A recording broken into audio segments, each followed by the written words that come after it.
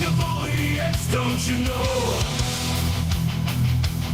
Banging knives to the rhythm of the code. We don't care about dollars or the shiny blade. We're just holding to zero. It's all every day. Round tripping positions, that's how we roll. We won't make $1, won't celebrate. We're the zero holders, our anthem we sing. Zero holders, our anthem we sing.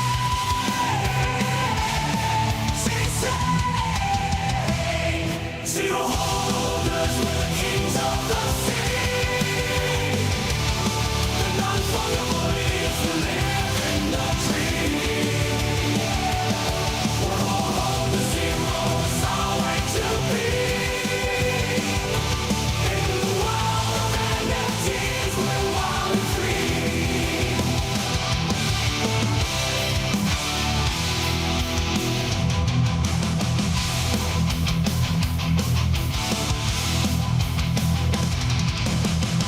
Yo, good morning, guys. Here we go, man. First weekend stream on motherfucking Abstract Chain. Freaking love it. I love it. I'm digging the abstract thing so far. Even if the market, whatever, ain't there yet, and I'll emphasize yet. It's coming, man. It's coming. That I know. Dude, the rest of this market, yikes. Dude, gravity, everything's fine. Like, we're literally living that meme. I don't know. No, I do know, man. My thoughts haven't changed about what's happening in the market. And, the only thing that's changed with my thoughts about the market is I think this continues on into 2026. A couple days ago, we started hinting at that, talking about it. And always my thoughts were NFT market peaks next year. But it's starting more and more to think the actual, real heart of this run, the real mania. First off, the cycle's different. It's definitely different this time. But that maybe the real crazy part isn't November, like a lot of people predicted, right? We think that there's like a local top here in the spring, like late winter, but that the all-time high of this run, specifically crypto, is like October, November. And it could be still, but man, more and more and more, I'm seeing those comments out there about 2026. And it's not from your average idiot degen, right? The influencer dudes who are getting everything wrong every other day. But it's like industry guys. It's like the Bitwise CIO. It's this guy. No, I don't know shit. You know that. I'm just feeling things out as we go, and adjusting our position. That's what you should be doing. That's what you should be doing. Let's peek at the chat. I hope we go long today. By the way, especially being on Abstract now. I hope it's a longer stream than normal. I do. Just cause. Edge. Good morning, dude. I see you over on Abstract. Thank you, man. Appreciate that. Who's here? Choina's over there too. Cool shit. Let me drop a link over here. Henry's probably joining us this morning too. Joe, if you're floating out there, dude, you're welcome to come up as well. Let's get the whole damn fam up here. Okay. Yeah, dude, Cats, I love that, dude. So that's what makes everything easier, to be honest, is if you're always here and you're not going anywhere, it's like, what does it matter? There's opportunities in the bear market. Maybe there's less. There's more opportunities, maybe bigger opportunities in the bull market. But man, I mean, it's not like if the core, the best part of the run isn't this year, it's not like it changes much for us. Maybe we need to be extra laser focused this part of the cycle. We probably do, and hit those wins and give ourselves a cushion to make it to next year. But there is a point when cycles are gone, and there's a lot of talk about that too. Cycles being like that 4-year cycle. At some point, they don't happen anymore. When the economy shifts to an on-chain economy, then it's products launch whenever. They don't care about the economy, right? And it's not to say that it doesn't matter. It does. It does when we're talking about that super hyped speculative cycle. That, there's cycles there that has to do with the more money supply. That's more macro economics, and that will always be a factor. But still, AI and UBI and all that crazy conversation, there's such a big change coming, and we're in the right place to be ahead of that all. So, look, things keep changing and evolving. Tariffs is the big thing that's got the market spooked now. It will keep changing. It will keep evolving. We'll keep getting things that really make this incredibly volatile. And because we're always on, and we're always plugged in and we're always working and we're always sharing together, guys, we will always be right on top of it. We'll set ourselves up to be in the best position. The one thing, excuse me, goddamn, the one thing we got to do, I think about it a lot, is get so much more hardcore with the trading and the alpha. Hearing more about like Frank and crew and how they trade. And yeah, there's a lot of insider stuff there. There is. But they also trade like next level motherfuckers. They do. They really do. Like in the trenches, a different kind of way. I felt that here and there too, by the way. Like Henry, I see Henry here. I'll get him up in a quick second. Or pop yourself up if you want, man. I've had people reach out to me a few weeks ago. Here, let me throw you up. Boom. Good morning, man. Good morning. GMs. Good to see you. I don't see you on the weekend show ever now. Nah, yeah. Because if I join, I'm in my car. So, yeah, good to be here. Yeah, you're home then, huh? I'm home. Cool shit. Yeah. Okay. Yes, so I was just saying how like fucking weird and different everything is now. It's not bad. It's just, it is what it is. But like I was saying, the one part of our game. Okay, so we'll be here no matter what. Bull market, bear market. It doesn't matter when the cycle actually happens. Like the peak of it, right?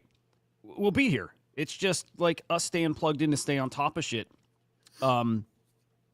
Okay, I was saying the one part of the game I wish I stepped up, and even we as a community stepped up, is like how in the fucking trenches we are.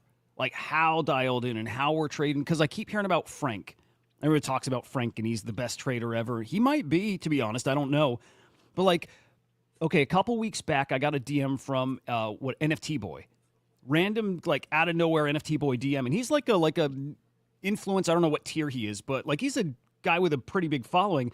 He's like, hey, did you launch this agent? Is this yours? And I'm like, no, not mine. But it's like, that's where it really hit me. I'm like, guys like that are really in the trenches. They really are. They're really doing, you hear people talk about guys who like scan, and they got a team of guys, and they're reaching out to this dev, and they're asking this guy if he did this, and this guy's checking, the blockchain explorer and looking for, like, that's how they actually trade. And I know none of us do that. And if we do it individually, we're not doing it as a group, and that's what those guys are doing. So I saw somebody tweet last night, like, hey, I got in the Frank chat. And you guys who say he's like an inside trader or whatever, he's like, he might be, but also like they're trading unlike anybody I've seen. Like they're literally doing that hardcore thing together, and they're all different directions, research and dig in, but like the pace is unbelievable. I'm like, I wish we had that. I wish we did that, We kind of did that with NFTs, didn't we? We do it in Kongs. Fair. Yeah, we do it in Kongs. I'm like, by the way, I'm not going to pretend like I'm nearly as deep in the trenches as some of these other people are, but it's 24 hours a day.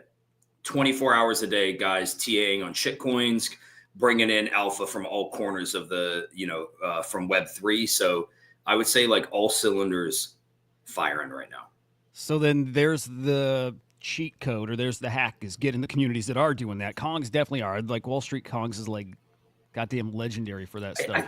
Dude, the more I think about it, and this isn't about Kongs. It's really about any group that you can find that has exactly what you were talking about. But it is, man, everyone creams their pants over an anime airdrop or a Pudgy airdrop or whatever that is. And that's all great for the communities, right? Those are like individual liquidity events where you can make, whatever, 5, it maybe if you're crazy lucky, 6 figures. But the reality is it's like the daily grind where you can walk out of this bull with, gen wealth. Like you can. I see guys doing it. I see guys hitting for $200,000 on a play, $300,000, 1.5 million. Like you see it. I'm not hitting those kind of numbers, but I see guys doing it. So the reality is I'm close to guys who are making plays, which means like they've honed in on something that works. And I think there's not a lot of communities out there. Frank probably has it. I know there's, alpha groups that do really well, but the reality is like, well, idiots back in the day in 21, idiots was like that with NFTs. It's like so important. It's hard to cover it all on your own, right? What's your biggest trade? What's your biggest win on trade?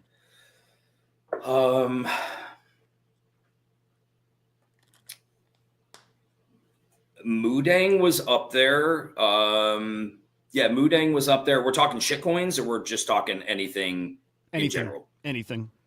And like something that maybe ideally you were like in the trenches, like locked in.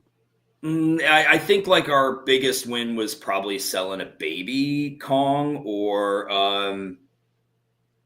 oh There's yeah, thanks, Trojan. nobody out there like that guy. I guess I promise you, if you think I go hard, Henry goes double as hard. I've never in my life met a dude like him that goes like he does. It just depends what it is, right? Like I would love. Was thinking about it. I was out this morning, grocery shopping, and I was just like, man, all the time that I spend in Kongs, like as like somebody who helps steer the ship there, all of that time, like I think to myself, like, what if just like all of my time, the time I spend at the store was just in the trenches, Right? just in the trenches. Same with you, like same with you. What if I was like aligned with somebody like you in the trenches, the way that you are going in with size? I would say like it was either the V1 Punk or the Baby 17, 20 ETH. But like I've done well. Like I've done well this cycle. I'm happy with. I fumbled a couple things. I've been doing good on Ronin meme coins. Like way up on that. We're coming up on 2 weeks right now. How's that going right now? Is that still good? Yeah, volume. So like their equivalent of pump.fun, tama.meme. Volume on Tama is down significantly, but I think what's happened is like the tokens that have, the cream's risen to the top for the moment. And so that's trading on Katana which is their DEX. And like, we're not talking anything that even comes close to what we've seen on Solana. But if you can get into a token at, a 50K market cap and it runs to 2 mil or 3 mil, which some of these do, if they've got the right people behind it, why not? Like, why not turn 500 RON into fucking 5,000 RON? Like, yeah, the thing is, I'm telling you this, if you have game in shitcoins, you are absolutely 100% retardio to not be on Ronin right now. Because they don't get it. One of the things that I see over there that's happening is like the euphoria of this new culture into Ronin, where people are doing CTOs. They're like, oh my gosh, we got this, we got that. We're going to start doing this. And I'm like, yeah. By the way, hats off to anybody who wants to try to do anything, right? But you're more than likely not sitting on the next whiff. You're more than likely not sitting on the next bonk. You're sitting on a shit coin that like you feel happy about because you got size into it, but like it's a shit coin. You don't need to build you do not need to build anything with it. Yeah. You can get a good community going. You don't need to build shit. In fact, don't build anything. The more you build, the more people will hate it. Just meme it to death. Dude, the more you build, the more chances you have for like execution risk and you breaking something or whatever. Like do nothing. Do nothing. Yeah. So like we're in that phase. I think, now call me crazy, I feel like we're in that phase where it is so new to these people that they still think like, okay, imagine this. CTOs on projects, right? Shitters have been going on for a week and a half effectively, and we have CTOs happening. It's like, what are you fucking what CTO? Are you CTOing? What are you CTOing? What happened? Like it's shitcoins. So that's keep in mind, like that's the mindset. And I feel like that's it. If you understand that that's the mindset, then you understand that there are people who think there is way more happening in shitcoins than what it actually is. And it sounds gross as hell, but like that is where if you sharpen your edge, you can make some plays and you can come out on top. I want to get in Ronin and start trading. You're crazy not to. Crazy not to. Yeah. Yeah, because you've been talking about it now for a bit, and I know there were wins day 1 and maybe day 2, and I maybe thought it trailed off a bit, but I think it's time. And by the way, I think I said it before you joined, and you probably assume, but we are streaming on Ronin. We're number 6 right now. The goal for this stream, I'm going to try on abstract. You mean? Yeah, my bad. On abstract. Goal is to get to number 1. I don't know if we can because these like 24/7 streams like that, just people listening to music are hard to beat. They're going to knock those offline, by the way. Finn came out and said those don't fly. That's not what they're looking for. But like we'll see. We were at 12 like just a minute ago. Now at number 6. It's not like it's a lot of people streaming there, but we're going to see if we can get this to number 1. So guys, share this bad boy out. If you look at my profile, I have a link to the stream, and I think you can just go to your address bar and copy. But Pump that shit. Let's see if we can get this to number 1. 5 now. Oh, I don't want to drone on about Ronin. What I will say is this. Say whatever about Ronin, dude. I mean, how many things have people fucked with before? Tried and failed, tried and been successful. If you don't spend 3 minutes today making a Ronin wallet and then another 5 minutes bridging either USDC or ETH over to Ronin so you can swap for Ron, you're doing yourself a disservice, because like you don't have to put 50 Ron over there. That's the equivalent of like $75. Put 50 Ron, put like literally bridge $7,500 and have something there. And like, if you pay attention, there are certain people. I'll give a great example. Coco. There's people like Coco. Anything he touches is going to run. Anything he's associated with is going to run. His coin's cooking this morning too, almost a 2x. Yeah. There was one the other day that launched by a guy in Kongs named Odin. He's deep in like the Ronin community. It's called Valhalla. And like there was speculation that Coco was outside. There was speculation that Coco was like a part of it. And that's all I needed to see. It's all I needed to see. Like speculation that Coco was a part of it. Boom, aped in. Because that's all it takes. Say the platform again. I always forget it. Which platform? Oh, tama.meme. TAMA.meme. But like, I have found that like most of the things, unless I've got like info from the cabal, like most of the things I'm getting into have already bonded, you know, and they're on Katana. Katana's the DEX on Katana's their DEX. It's like their Uniswap, Sushi Swap, you know, it's their Jupiter. Okay, so Tama.meme is like their pump fun? Exactly. Katana's the DEX? Yep. Damn. It's you know what? It's the same shit, right? It's the same shit. Dude, I like it though, because it works. Now there's going to be all these pump fun competitors on Solana because they're making so much fucking money, man. They're making so much money.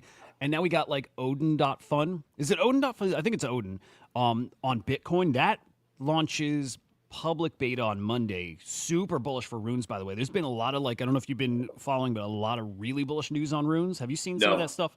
Dude. I saw that like, you know, runes were up the other day, but I'm not bearish on runes. I just we're deep in the trenches and I just have not been giving it thought. I've got my bags and I have not felt like this is the time to even be looking at them. Yeah. It might be right now. Decentralized was like sub 2 million. Yeah, dude. Well, especially because decentralized being so low as everything is, like everything's basically all-time lows. But dude, okay, super legit hardcore rumors that rune trading on Hyperliquid. I think they're getting ready to announce that next week, which that's fucking huge. And then Slingshot.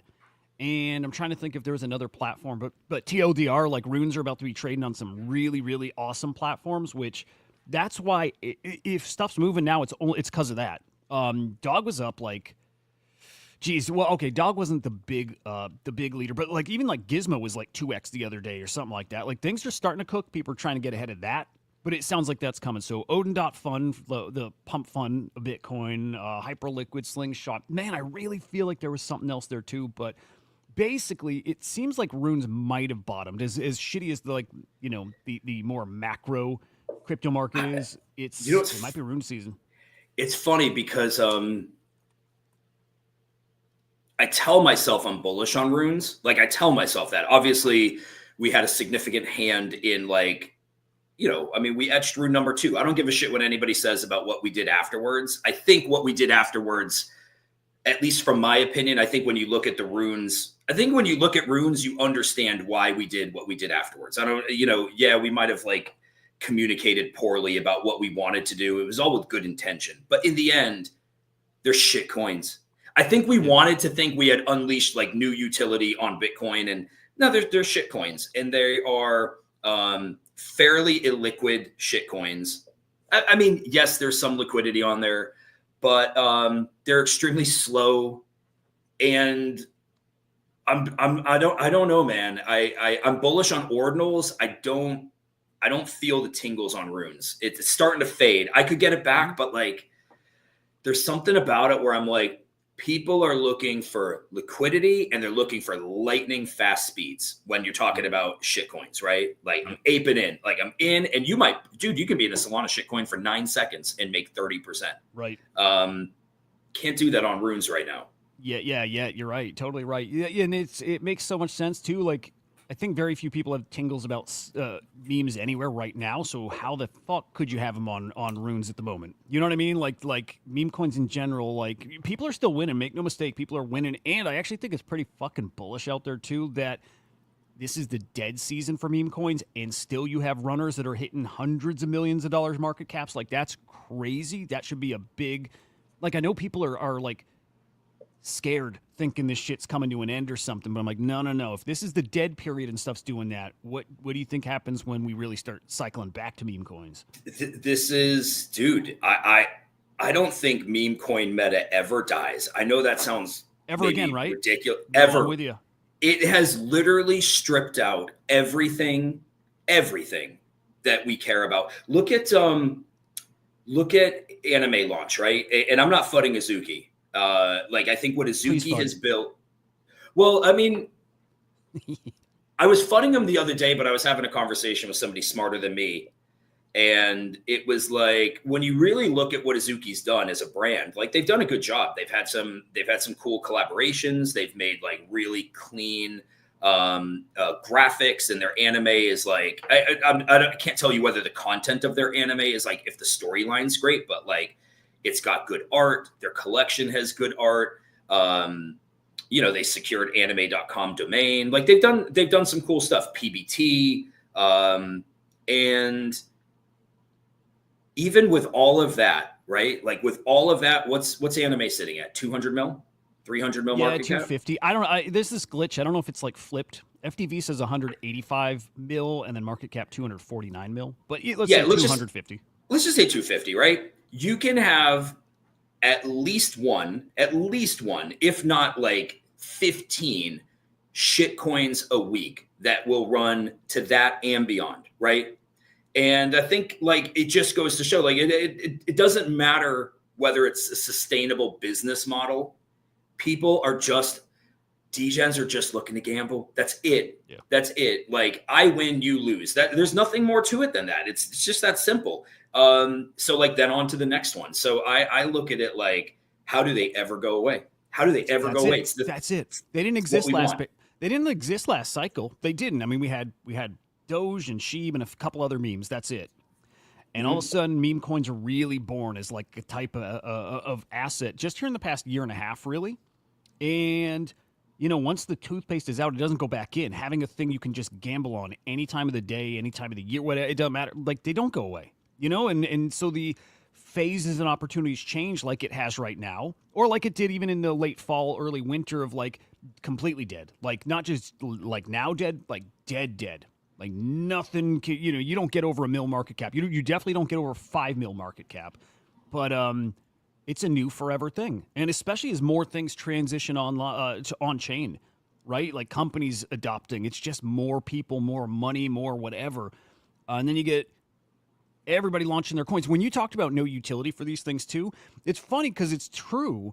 But also, I still see the utility as just having a payment token in your ecosystem, like Trump. Now on his websites, like buying his merch and his whatever, you can spend Trump token, right? I think that's utility. It's maybe silly utility, but it still is something. I like it. And that's what you guys did on Runes.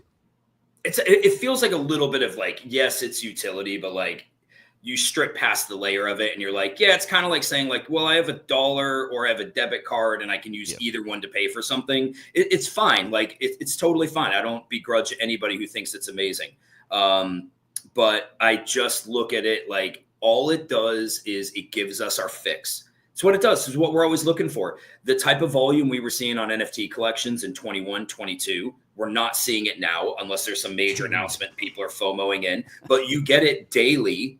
You get it minutely in shitcoins. Just, and the nice thing is, like, when there's something new happening, like, you could go from Solana over to Ape Chain, you could go on to Base, you could go over to Ronin. Like, you can just follow the liquidity wherever it's happening. And this is it's an ongoing casino all hours of the day. And to George's point, which I had up there, that runes on exchanges will be lightning fast and minimal fees. Yeah, by the way, they're already on exchanges. They're already on exchanges. So like, yes, we may not be seeing them on Coinbase right now and on Binance, but we've seen them on Gate. We've seen it on MEXC. We've seen basically their order book style of trading runes. And it's still, I think it goes back to something Biggie was saying, like, people don't like to part with their Bitcoin. You know, I think runes will be okay. I think they will have their time. I think they just, like, I'm not putting any more of my Bitcoin into runes. Yeah. Yeah. But maybe people will. I just don't think the Solana boys are coming over to Bitcoin. They're not coming to Ronin, where it's just as fast and just as much opportunity. Why are they coming to Bitcoin? Yeah. The only thing I think that to challenge that, and it's not even a challenge because you're totally right, but it's when the market starts doing that thing, which is, and this, like, runes is just different because it is so slow. When it's not slow, then this applies. But when people start making money, I think those same guys who say they won't spend their Bitcoin will if they feel really confident that they can grow their Bitcoin. Sure. Because without fail, that just is how most people in this space are. Even the early Bitcoiners are fucking gambler, degens, whatever. Yeah. If they see people doubling their stack of Bitcoin, they'll probably be like, let me try that out. Let me buy $100 worth of, some rune, whatever, a Bitcoin meme coin, and let's give it a shot. And when they win, they're like, all right, let's do it again. Let's go a little harder. You know what I mean? It's just like very naturally what happens here. Dude, about NFTs, though, I noticed this yesterday. The volume, like, January is always cook. They always fucking cook in NFTs, and they do. They just do. It's been every January since, 2021, except this year. Like, it wasn't terrible, but, dude, it was our worst January since 2021. Fucking awful. We didn't crack $1 billion. Might be the first. I got to double check. Might be the first time, but like last January, 1.2 billion. 2023, just over $1 billion. 2022, 6 billion. Right? Like, it was an awful January for NFTs. Doesn't bode well for NFT super cycle, even though I still think that was probably be a year out. But man, doesn't look good. Doesn't look good. Good morning, Musty. Good to see you, man. Still think Ordinal's greater than runes. If anyone wants to spend it, yeah, dude. You're right. I think collectible, pure fucking collectible, I think is a narrative that's hard to beat, and hard to beat those. I love my Ordinals. I have no bigger conviction in this cycle than my Ordinals. Like, aside from just like, holding Bitcoin, which I think will do really well, my Ordinal bags, like, it may be short-sighted for me to think, like, I don't stress about it. I have gotten to the point where I don't even think about my ETH bags because I'm just like, it's over. Like, ETH, it's over. I've already mourned my bags on ETH. I'm not there yet on Ordinals. Dude, I'll never be there. 2 years in now, nothing's changed from, like, as high as things got to now as low as they are. Nothing's changed. No, my thoughts are, I can't see that scenario where they don't matter like a lot. And the price predictions haven't changed. Nothing changes with it. I just don't see that scenario playing out because, like, even if it's not this cycle, the next cycle, you know what I mean? The time, because I still believe 1,000% that we're going to get a very, very crazy ass NFT run that actually does beat the last cycle. I believe that's coming. Again, maybe it's not now. Maybe it's not next year even, when I think we still peak, but we will get a time where NFTs, like, blow away what we saw before. And when that happens, I just can't picture the OG Bitcoin. In fact, if it doesn't happen this cycle for Ordinals and it lines up with the next crazy cycle, even better, because now these have years to really marinate and really cement themselves as these things everybody knows about. They couldn't get. They're still expensive, but, like, 4 years off, whatever it is, man, I think they, yeah, dude, I think they still do that special fucking thing. By the way, I'm going to let my dog out real quick. Yep. I'm going to be right back. When Henry's back, I'm going to hit him with a meme coin from his boy Chuck Liddell, who I know Henry connected with Chuck, I think last cycle. Chuck, got into CyberKongs, and I know they connected, and I could probably say they're bros to some degree. And motherfucking Chuck Liddell launched a shitter yesterday, so I'm going to hit him with that when he comes back here. In the meantime, let's peek at the market real quick. Look, not amazing. It doesn't look like shit. We did finish. Let me throw this up here, but January, the highest monthly close for Bitcoin in history, in fucking history. Good morning. Good to see you, man. Or ma'am, whatever. 102K. pretty freaking decent close. Oh shit, hang on. We got some nice tips rolling in. Thank you guys, dude. Really appreciate that. Whole bunch of Pengu tips. I still can't read the names well. Oh, hell yeah. Since I'm on, I get a cut of that? Yeah. Here, you can have them today, actually. Tillman, GMs, Cats, dude, appreciate you, man. DeYank, dude, thank you. Thank you, sir. And Plastikites. I think I'm reading that right, dude. Good morning. Thank you. Further on, dude, again. Thank you, man. Furtherons here? Furtherons, dude, it's like everybody's... I think people are slowly making the shift, maybe even fastly making the shift over to abstract. I love it, dude. I really like abstract. I mean, of course, seeing the tips rolling helps, but like I like the UX is nice. It's a nice looking platform, nice place to stream. We're at number 5 now. I've made peace with penguins.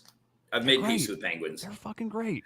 I mean, I don't think they're great, but I've made peace with it. No, I've made peace with it. I don't like. I'm not a penguin fan, but I will root on Luca because I think through my own deficiencies, I've realized like how, man, very few people really understand how fucking hard it is to pull off what he's pulled off.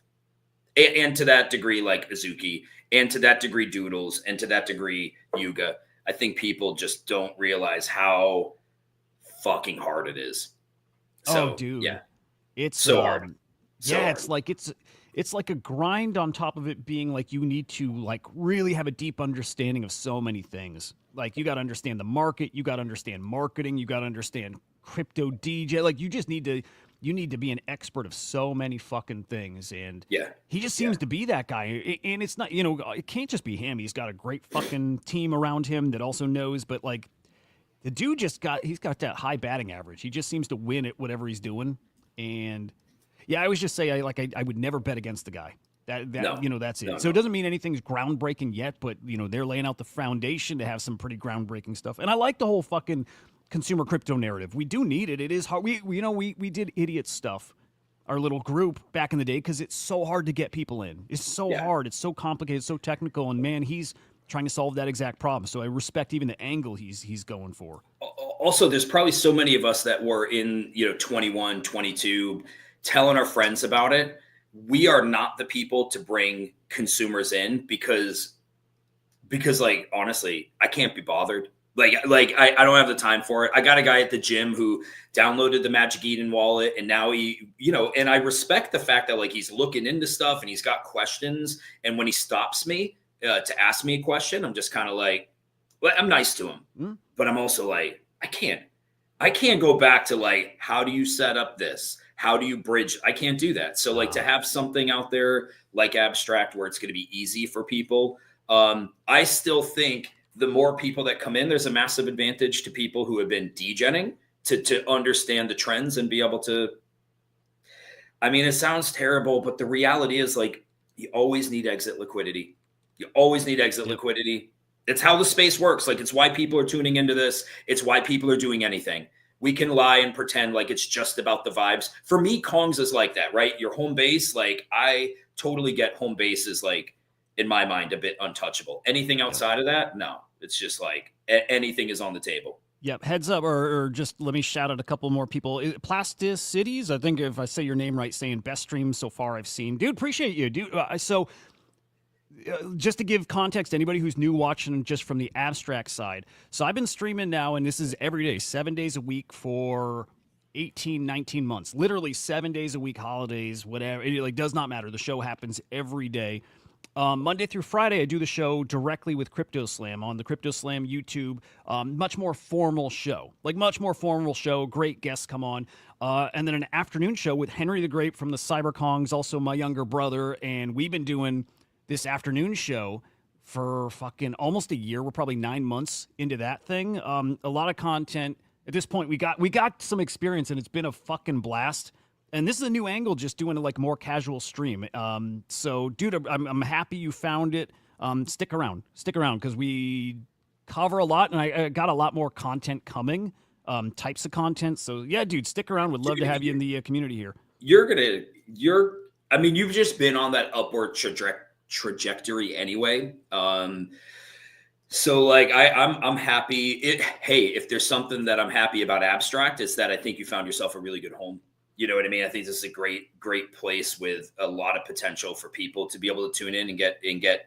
You just bring, I think, pretty unbiased, good info. And you'll never talk about yourself this way, but if we're going back to, to our childhood where you called shit early, collectibles, whether it's comics or trading cards or probably all kinds of other random shit that you were buying that was worth more money than what you paid for it. And then when crypto came around, you were in it quite early. And then when NFTs were starting to really like even become part of the conversation in 2020, you were like, you saw it, and you're like, you saw things really early. So I think you're a great fit for any community, man. Any community should be happy as fuck to have Huda streaming, talking about stuff, because it's good info. And I've never heard anybody tell me like, dude, your brother's content shit.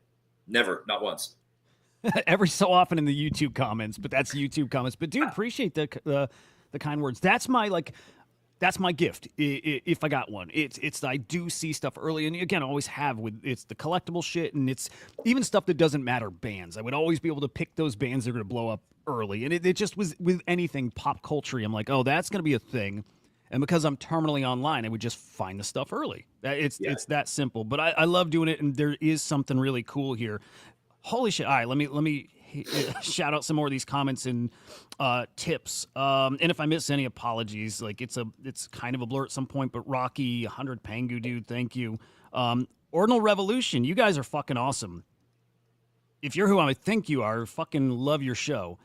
So thank you for that. Is that Sterling or no? No, I don't think so. Wait, okay. No, I think that's hang on.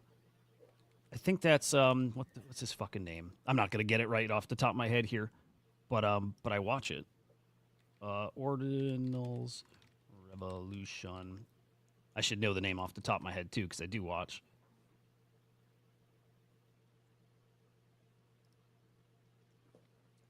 Yeah. God damn it. He's popped on my stream before in the chat, and I watch him quite a bit. This dude here. It starts with an S. Yeah, Shizzy. Shizzy's cool as fuck. He does an awesome fucking Ordinals focused Bitcoin ecosystem focused show, and it's really good, guys. Really good. Like he knows his shit. So cool seeing you here, man. Hang on, let's some more anonymous names here, but a half Pengu tip, thank you. Fucking JY's 1,000 Pengu, thank you, dude. Marcus, damn, dude. I don't know what that is, but some ETH there. I can't see how much. It don't matter how much, but thank you, man. Jesus, dude. They're fucking just dropping shit on you. People are nice, and the ecosystem makes it very easy to do that. And, dude, I think I got no expectations. I don't care, because I do this for nothing. But yeah, I think to when the cycle gets hot, like crazy hot, and when people there's something special about the crypto space where people are very generous here. You have always been incredibly generous. When I can do stuff, I do stuff. It's just something about this community that's special. And I'm like, holy shit, what does that look like when the cycle gets like the cycle gets? And then people do this stuff. It's gonna get pretty wild. I'm pretty sure of that. And I want to push to that point about content. I want to push. It's the thing I do now. I'm decent at it. I don't think I'm good yet, but I'm decent, and it's just because I show up and I do it. And I'm excited to have an opportunity here on Abstract to make it matter, maybe reach a newer audience, a bigger audience, and we see where it goes. But I'm certainly going to fucking push, that's for sure. So, hell yeah. Dude, okay.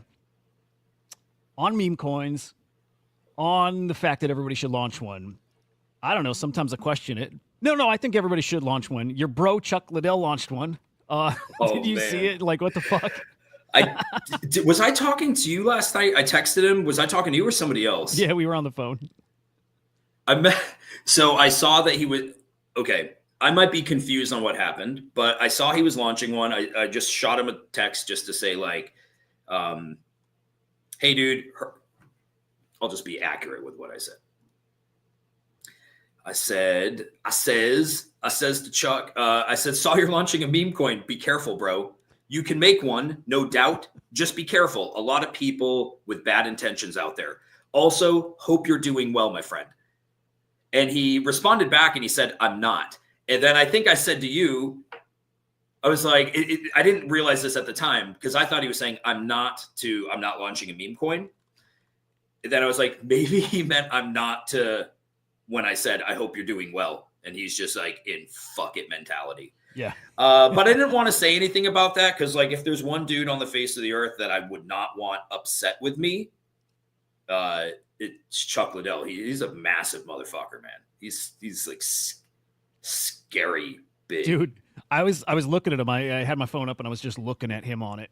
Like looking at pictures of Chuck Liddell, and my one of my girls saw me looking at him, and she's like, "Why are you staring at this guy?" Like she thought I was checking out some dude, but it's because he's fucking terrifying. He's built different. He's jacked, and yeah, it was just I don't know what I was doing, but it was funny.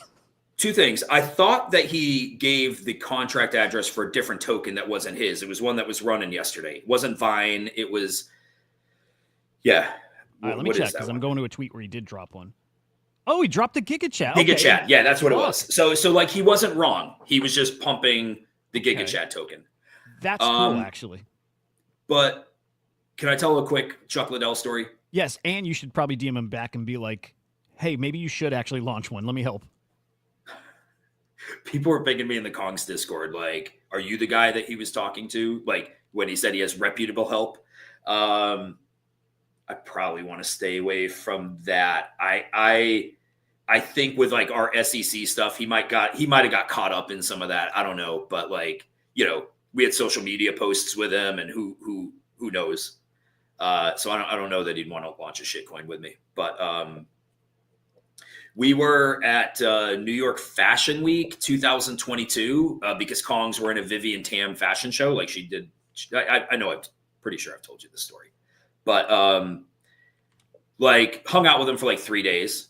Hung out with him in Minneapolis before, but like, and I'm not going to pretend like Chuck and I are best friends, but like he responds to my text like quickly. Where I got his phone number, and he's a really nice guy. Rose. So we're at the fashion show, and like that night we go out and we tried to get into a place, like an underground place in New York, really posh. And like the dude would let Chuck in and his girlfriend, but he wouldn't let us in. Like there was a few Kongs. I think it was me, Tashish, and somebody else. Might have been whoever. And they wouldn't let us in. And I was kind of like, "No, dude, it's all good. Like you guys go in, we'll find somewhere else to go." And he's like, no, fuck that. So we leave. We go to the Speakeasy, which I thought was cool of him because, like, who the fuck are we, right? But he wasn't going to leave us. So we go to the Speakeasy, wherever it was, somewhere in Manhattan. And it was cool. It's just like a chill speakeasy, couches and stuff. And he's hard to hear what he's saying because, like, his throat's a little bit really raspy. And when he's drinking, it's like, yeah, like. Just that night or in general? In general. Okay. Yeah, in general. Like if you're talking with him, it can be difficult to understand him at times. And as he's drinking, it gets even more difficult. But we were up there and like him and I are just like one-on-one chatting.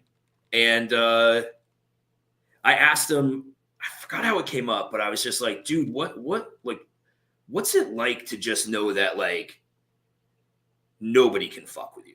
Like, what's that like? Because keep in mind, we're walking around New York City. Everybody loves him, and people want their pictures with him, and he obliges everyone. But like in the end, like he knows he's an ass kicker, right? And his whole demeanor changes, and he's like, "Let me tell you something." And he leans in. He like leans in real quick. He's like, "Let me tell you something." He's kind of spitting on me while he's talking. He's like.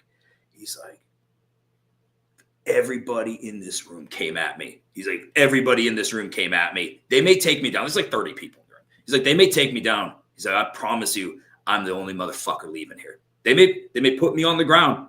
None of them are leaving. And he's like, he's standing up. He's fucking mad. Like he's angry. He's like out of nowhere? Like literally like a switch flipped, dude. Like a switch flipped. And he was just like a different person in that moment. And by the way, I believed him. I'm like, yeah, of course. It's like everybody could take him down, but he'd get up. He doesn't feel pain. And I had been walking around New York City with my backpack. And like I had all my shit in my backpack. And we were leaving somewhere, and he was wearing my backpack. And I asked him like 3 times, "Can I have my backpack back? Like, you don't need, I'm nice. I'm like, dude, you don't need to carry my backpack. I got it." And he like would ignore me. And then like, 3 times later, I'm like, "No, Chuck, seriously, you don't need to carry my backpack around." And his manager comes up to me and he's kind of like, don't ask him again about the backpack. Like if he wants to wear your backpack, just let him Just let him. Like, just let him wear your backpack. And I'm like, okay. Why was he doing it? Don't even know. His manager said, like, that's his way of being nice, you know, but like, that's his way of being nice, but don't keep asking for your backpack back. Like, just kind of stop. Dude. Maybe I'd like trigger something in him and he'd fucking lay me out. There was a guy and a girl that got into a fight in the street. Like, this girl's wailing on this guy. And Chuck was like, flies on shit. He's eating a pizza and he just sits there watching this chick wail on this dude. And this dude, wanted to just like, stop this girl. But he recognized that Chuck Liddell was like 25 feet away, just staring at him, mowing down on a piece of pizza. And I was like, man, what an interesting fucking night this is. Dude's getting his ass kicked. Chuck Liddell's getting his rocks off watching it.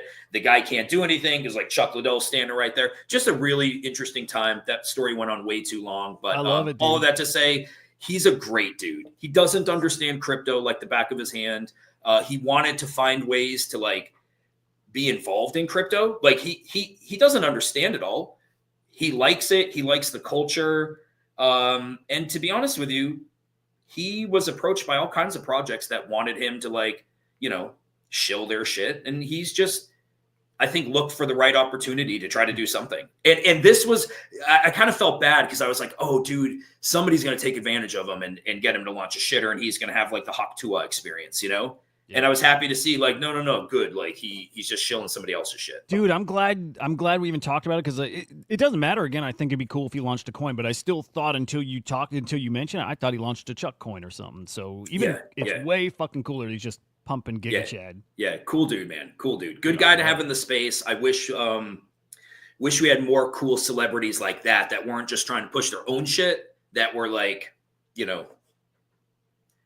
advancing somebody else's thing instead of it being all about them. Right. Yep, I'm with you there. Fuck, dude. Let's see. We covered NFTs. All right, going from cool to maybe kind of cool. Maybe now, actually, maybe the furthest thing from cool. But it's on Abstract. And so I got to show it. It's actually interesting. Did you see these Abstract socks, ab socks? No. Dude, some socks that I don't know what they sold for, but chipped NFC chips in them. I don't even think that, but you do get a badge on Abstract for them, dude. They're $1,600 and they're actually trading for that on secondary. So this is like the hottest Abstract NFT now. $1,600 for these Abstract socks. If I go to like collection rankings here, I think it's number one. If it's not one, it's two. But suddenly there's some life over here on Abstract. The bearish NFTs that minted for 0.055 are now 0.1. And then these things, but there's a lot of like merch and whatever in the collection. But the socks, $1,600. Like maybe this is going to start doing a thing. Actually, way more green than I think we've ever seen on Abstract too. So maybe starting to get interesting over there. Did you sell NFT your? Cutie. Oh no, I did not sell. Go ahead. No, I didn't sell. The Abstract universe. No, holding. Yeah, I'm with you. You because like. You never fucking know. Yeah, dude, you know what? I'm not going to be the idiot who sells something for what, 0.2 zeros after the decimal point? Right. No, not on Ethereum. On Bitcoin, different story. I'm not selling something for $9 or whatever the fuck it would be to then watch it 6 months from now be worth whatever, 0.25, 0.5, 1. I have no idea. It's just not worth it. Yep. And like I don't know what kicked this stuff into gear, and it's not like it's in some high fucking gear. No, we're not talking crazy money here yet, but let me find a link. There was a really interesting tweet from Igloo yesterday. I saw that. There we go. Yeah. Oh, dude, you sent it to me. That's how I saw it. I think it means what I think it means. You know what I mean? Like I think they got a Pengu ETF coming. I've been and a lot of people, but I've been thinking they got an ETF coming for a while. I thought, like they're very purposeful with stuff. When Van Eck is rocking a Pudgy Penguin NFT. Like, I think they got a fund or whatever that has Pudgy Penguins anyways, but I'm like, dude, there's just more. There's more happening. Like, Luca's he's playing way ahead of the game. I feel like that was in the works for a while, like talking through the token, what it would look like, and then maybe leading towards ETF. Okay, let me ask you this, though. I'm just thinking this out on the legal spectrum. You launch a shitcoin, I guess you could have an ETF if it's not a security. The ETF would be a security. Yes. Yeah. It's interesting though, because like Bitcoin ETF has been established. Bitcoin's a commodity, right? So that had some precedent, let's say, to be able to launch. Ethereum ETFs are a go or no go as of right now.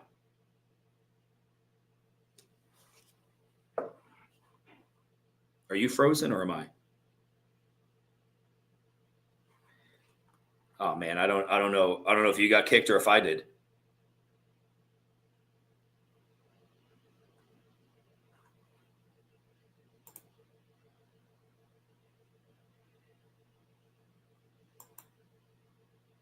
Oh no. Oh no. Can somebody? Okay, Gravity. Hey, Gravity. Yeah. So he'll come back. By the way, thank you for all the tips. Anything that comes in at this point goes to me. So we're Xing Huda out. Henry's taken over. No, I was thinking about whether or not you could have an ETF with a shitcoin. Like, is that possible? And maybe it's got nothing to do with Pengu. Gravity, yeah, it's the Herney show. Let's fucking go. But it'll be interesting. Sorry, I'm not prepared to do anything here. I probably could screen share, but there's nothing good on my desktop right now. Let me just see. Now I was looking at a token that's gone down a little bit on Ronin. I don't even know where I view tips. I think they come in on YouTube. How funny would it be if tips were flying when Huda's offline? Then he has no choice but to bring me on. But when I saw what Igloo had announced yesterday, it was actually like, and a lot of you who have like seen our show before know that I was slightly not anti-pudgies. Yeah, anti-pudgies. I can be honest about it. But there's no doubt like Luke is in the trenches with what he's doing and has a great business plan that he's obviously marked out. But I think it's going to take some time. I think it's going to take a lot of time. I don't know if the market has the patience for big ideas. I don't know. The Pudgy community and the abstract community might be very different. But I feel like people don't have the patience for building. Yeah, Luke is cooking NFT Cutie. But I feel like everything in crypto, aside from the majors, is top left to bottom right. Like, you look at a chart and like the majority of tokens, that's the way that it goes. So I can't wait to see what he does. I'm really excited. What am I most bullish on? Yeah, so I'm really bullish on shitcoins. Now, keep in mind, like, anybody who doesn't know me, and I'm on the Council of Kong, so I'm one of the front-facing guys in CyberKongs, and we've been at it for a bit, right? I mean, before Pudgies, there was projects like Kongs that were building and doing shit, and we have a utility token in Banana, and all of that to say, like, we've done the building, or we've built, and we've innovated, and it often can be underappreciated because unless you have KOLs, influencers pushing your stuff, like, people don't care. So, crypto LRG, I would say Solana shitters, actually, really, I mean, even recently, Ronin shitters, anywhere, like, where there's liquidity, where there's volume, I'm excited for it because I feel like you can get polished up pretty quick on shitcoins, and you can start to really see the trends of emotions that happen.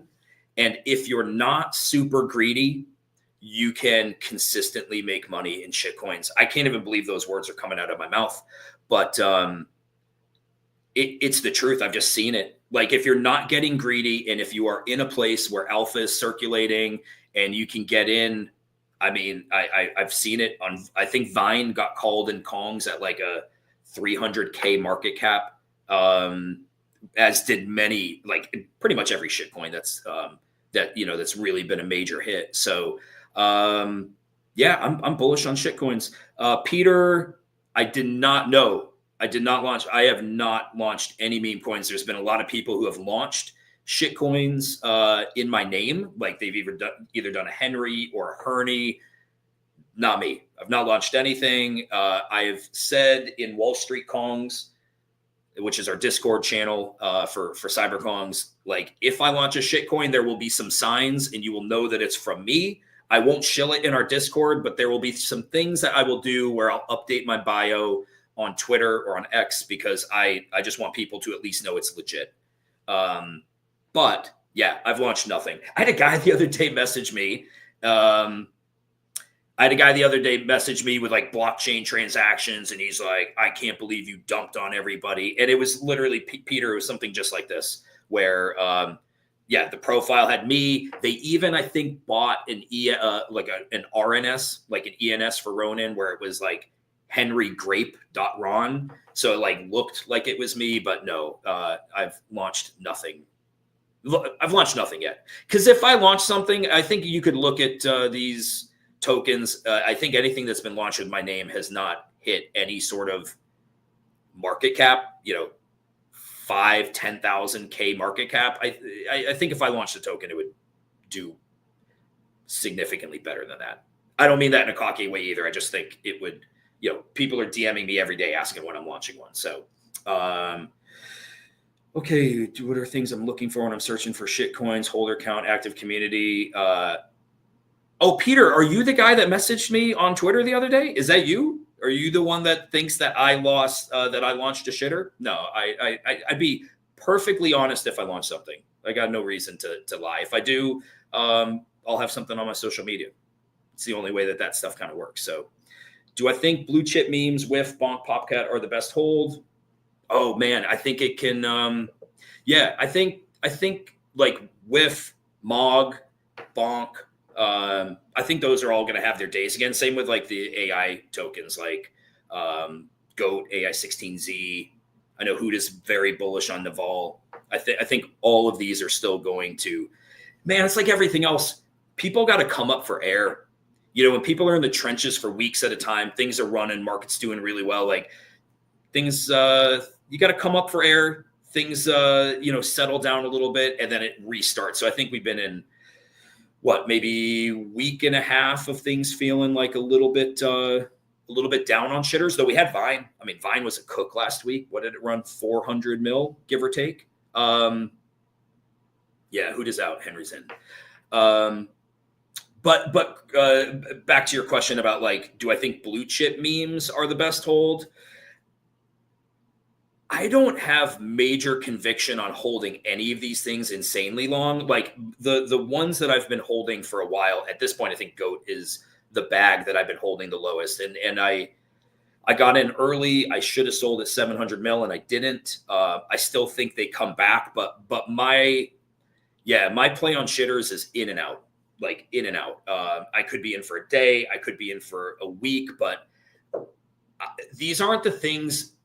And I might be right curving it a little bit too much. These aren't the things that I'm like holding for 6 months to a year, which I actually said to somebody yesterday. I'm like, am I right curving or maybe mid curving Ronin meme coins too much right now? Because Ronin's going permissionless, soon. And the reality is, I think I'm going to watch a lot of my friends make gen wealth if these things take off. Now, I am not convinced that Ronin meme coins are going to take off anywhere near what we've seen on Solana. Yeah, but Peter, it's a little bit different than Solana. Solana's got, when I say first mover advantage, like we were trading shitters on ETH, early, but Solana kind of has first mover advantage from like pump.fund standpoint, where like this meta really, really took off and completely changed the cycle and how people approach it. Then you got Telegram bots. And I think Solana really put it on the map. I don't believe that Ronin going permissionless is going to open the floodgates to everybody coming to Ronin to say like, oh my gosh, there's shit coins on Ronin. Let's go. I don't see it, but I'm happy to be wrong on it. I just think they waited a little bit too long. And I don't think that we've seen it yet I don't think we've seen it. Yes, on base we've seen it, but base is a little bit of a different chain than Ronin is. Ronin is like really gamer focused. Shitcoins are a very different branch of the tree. It's not exactly fitting to Ronin. I'm not funning it, by the way. I'm really enjoying trading Ronin shitters, but I don't see mainstream shitcoiners flocking over to Ronin because they don't need to. They've got Solana and they're in the trenches in Solana. But Peter, I do think there will be more volume that comes. I don't have, any doubt that there will be more volume that comes that way. If you have 250 to invest gamble now, what would you buy? Oh man. 250. Let me just bring out my calculator here. Oh, Huda, you're back? I'm back. Sorry about that. Hey, guys. welcome. Some more tips rolled in while I'm gone. Yeah, we made an agreement that anything that came in was actually going to be maybe thrown my way. No. I was just holding it down for you, bro.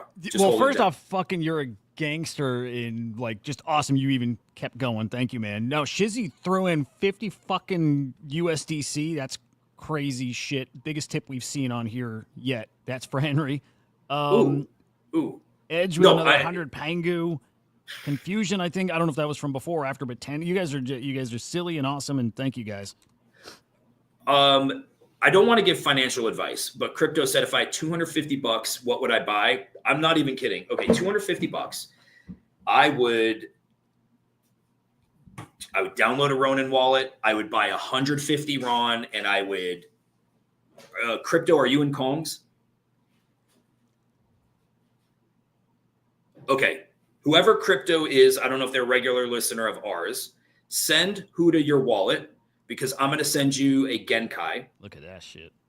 I'm going to send you a Genkai on Ronin. Okay, so you need a Ronin wallet. Get a Ronin wallet. I'm going to send you a Genkai. What's crazy is Genkai are, should I be in Kongs? I mean, I think everybody, to have access to Wall Street Kongs for, I think a Genkai is like 0.03, 0.04 ETH to get access to WSK.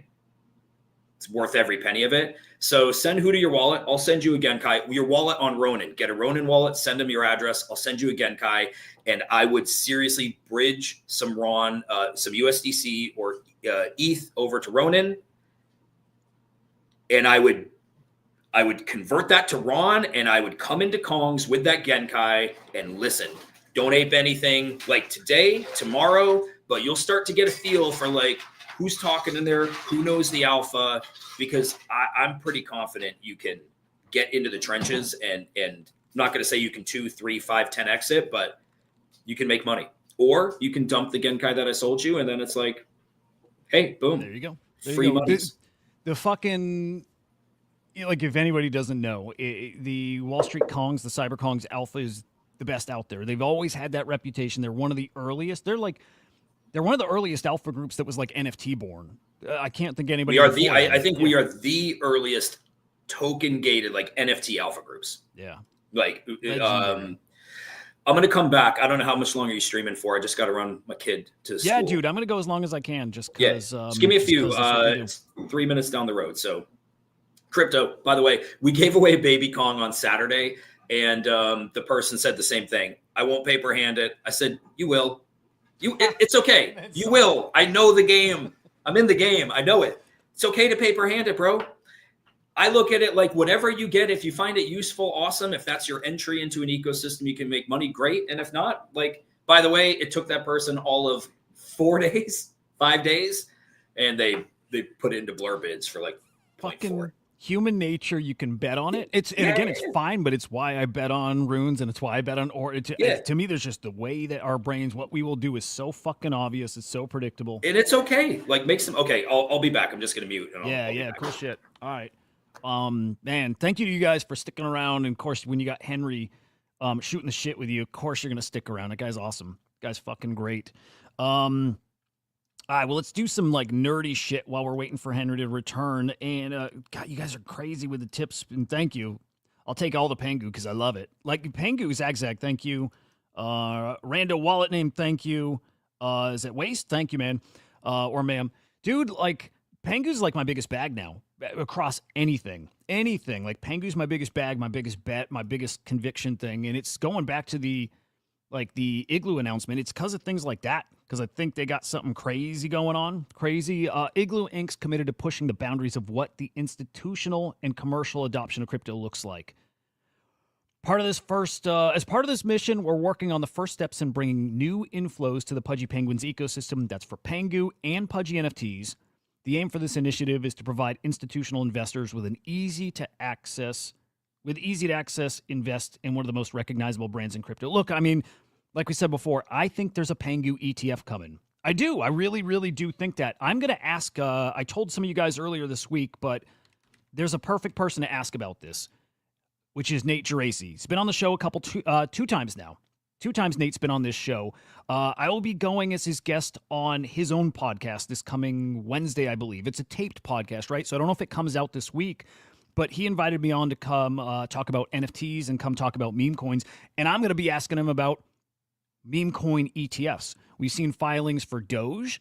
We've seen filings for, look, I mean, I still think something like Ripple, yes, it's like an infrastructure thing, right? But like Marad says, there's mimetic value to it. I think most of the value of these altcoins, it's mimetic value. They're memes. Like, it's the community crazy shit. But he's the dude I got to ask. What are you hearing about something like a Pengu ETF? Because he's got the experience talking about Doge ETFs. What are you hearing about Pengu? How likely do you think that is? Now, when he was on the show, I asked him about NFT ETFs. I'm like, what do you think about like a Pudgy Penguins ETF? And he's like, that's a little trickier. That is harder to picture because like Pudgy Penguin NFTs, they're not all valued the same. And it got me thinking, I'm like, you're right. Fungible tokens make sense for an ETF, but an NFT where a floor NFT is not worth what a top 1% NFT is worth, right? How do you do that? How do you value it? How does that work? That I don't know, unless it's like a index that like kind of has a like an average price for it. Like, I just don't know how that works. But that said, I do think they have a fund like Van X specifically, like a Pudgy, like an NFT fund, and maybe that's the angle. So not NFT ETF, but more like NFT fund. That would make a lot of sense here. Dude, appreciate the kind words. Like, really, really do. When do you think that when do you think will NFT, getting traction next NFT run? I have thoughts. I think about this a lot, dude. I really do. I think it's imminent. I really do. I think it's now-ish because my catalyst for NFTs to run was Abstract. Abstract and Barachain, by the way, and I think Barachain's live this coming week. I think it's this coming week here with some big old mints. Look, the macro market looking how it does is spooky, and people don't want to part with any of their crypto right now. But if anything changes, if we have a big airdrop that gets people liquid, I think it's game the fuck on. Abstract, I think once it starts rolling, I think ignites this stuff. I do, and I think then that spreads across every chain. It's like once NFT game is on, it's game on, and it's anywhere. So I think NFT run is going to start now. Literally now. And it's why I'm watching, I mean, very specifically why I'm like laser focused on the abstract NFTs. If these start picking up traction, if people start winning on these trades, everybody tries to recreate that magic. More projects come out, and especially the projects who actually have something they've been building for a while, who have been waiting to launch, they start launching. They just start fucking launching. And when traders start winning, they try to win more and more. So I'm watching for abstract chain. I'm watching for stuff like, here we go, trade profits. That's always one of my like leading indicator. When I see trade profits, daily trade profits flipping into the positive and then growing, I'm like, okay, yeah, it's go time. So I think NFT starts now. I do think there's going to be a big old push with the NFTs over on Bitcoin. I do. Again, huge conviction over there. But here's the thing. I don't think the NFT market peaks until next year. I think we have a good full year of little hypey bubbles, hot little periods of time like it always happens. And I think the actual peak, FOMO, frothiest part of the market is a good full year out. But I think it starts like nowish, like literally this coming week. And I bet on it. You know what I mean? Like I bet on it. It's coming. That said, if secondary stuff on abstract doesn't materialize, then it's not happening. So that's the one core thing to be watching for is, are NFTs cooking on abstract? Are NFTs cooking on Barachain? So let's keep an eye on that. We'll do that together. Dude, yeah, Waste, how did you change your PFP? Where does that happen? I got to update I didn't think you could do that yet, but I got to update my PFP over here. Yeah, but be on the lookout. I think NFT season's like really, really coming. Gigaverse, Final Bossu, yeah, it looks hot. On-chain heroes on that. See, that's the thing. Like on-chain heroes, there's some good quality shit that's getting ready to roll out. There is good quality shit, stuff that like, you know, you need stuff that keeps people entertained when things like when there's these lulls, and we're in a lull right now. But something like On-Chain Heroes does that. Gigaverse, I'm not familiar with. I feel like I should be. Basu's hot. And then on Barachain, like Steady Teddy's, right? When we start getting this shit rocking, it's gonna get nice out there. Like real. I'm still very bullish on this NFT season. And by the way, I don't think enough people are considering that art might be the thing that really ignites this. And I'm feeling that art meta cooking. It's definitely cooking, man. Oh, worth mentioning too, right? We're watching Abstract as like that leading indicator for this cooking. CryptoPunks. We always talk about that. CryptoPunks a major leading indicator for the run starting. So I'm watching for a big old run on punks, and I'm not talking about like today 3 punks in the past 24 hours. And I'm going to hit on these top 2 sales here. So I'm not talking about a few sales, and I'm not talking about like 10 sales, right? I'm talking about these rare days where you get like 100 punk sales. And when we see that, again, big indicator that it's game fucking on time and ready for this next leg up. So watching for that. But art, that's the other indicator. I watch the X copy sales bot. When that rattles off, it's go time. Autoglyph sales. We're starting to see a ton of these roll in. It's almost on like a weekly basis. We see at least one autoglyph go. Here's one yesterday, 102 ETH, guys, like 350 grand. So I'm watching shit like that. And then I do want to talk about this, but like I'll surface level right now. When you see Sam Spratt ramping up his monument game kind of thing, what's the new phase called? Masquerade, right? When you got an artist like that, we're talking an artist who sells his works for $700,000 plus, and he's got like the smaller pieces in the ecosystem in the multi ETH range. Also a big indicator there. You got a whitelist for On-Chain Heroes, which is incredible. Dude, Abstract Hot Dogs did great. I'm shocked by those, and I love seeing it. A lot of little Pudgies do great. Yeah. Dude, little Pudgies are amazing. That was my only exposure to the Pudgy ecosystem, and I had mine stolen. The only time I ever got in this space, but like literally like a year ago, had my little stolen, which sucked. And now Pengu's my exposure to anything Pudgy. But dude, I'll freaking take it. I love it. Vinny, good morning, man. Good to see you over on the Abstract side. Yeah. I see that bear fucking snow winter. I don't know if that's a Barachain thing, but either way, NFTs ain't feeling great right now, although that's, I think, going to change quick. Dude, interesting. A nice other deed sale here. 42.5 ETH. That's got to be a pretty damn rare plot. And I wonder here, well, let's check. I was going to say, I wonder if that's somebody hyped about Other Side Metaverse after their big event yesterday, or if that's somebody who saw it and is like, fuck this, I'm out. So I want to see if they actually, it wasn't traded before. I wanted to see if there were any good profits on that. But that might have been like the first secondary sale for it. Looks like a rare plot. Rank 11. Again, $140,000. And anybody who doesn't know, yesterday, Yuga Labs Other Side Metaverse, they're shooting for the Guinness Book of World Record for most players in an instance, a gaming instance. Now, I'm a little confused. I'll say that.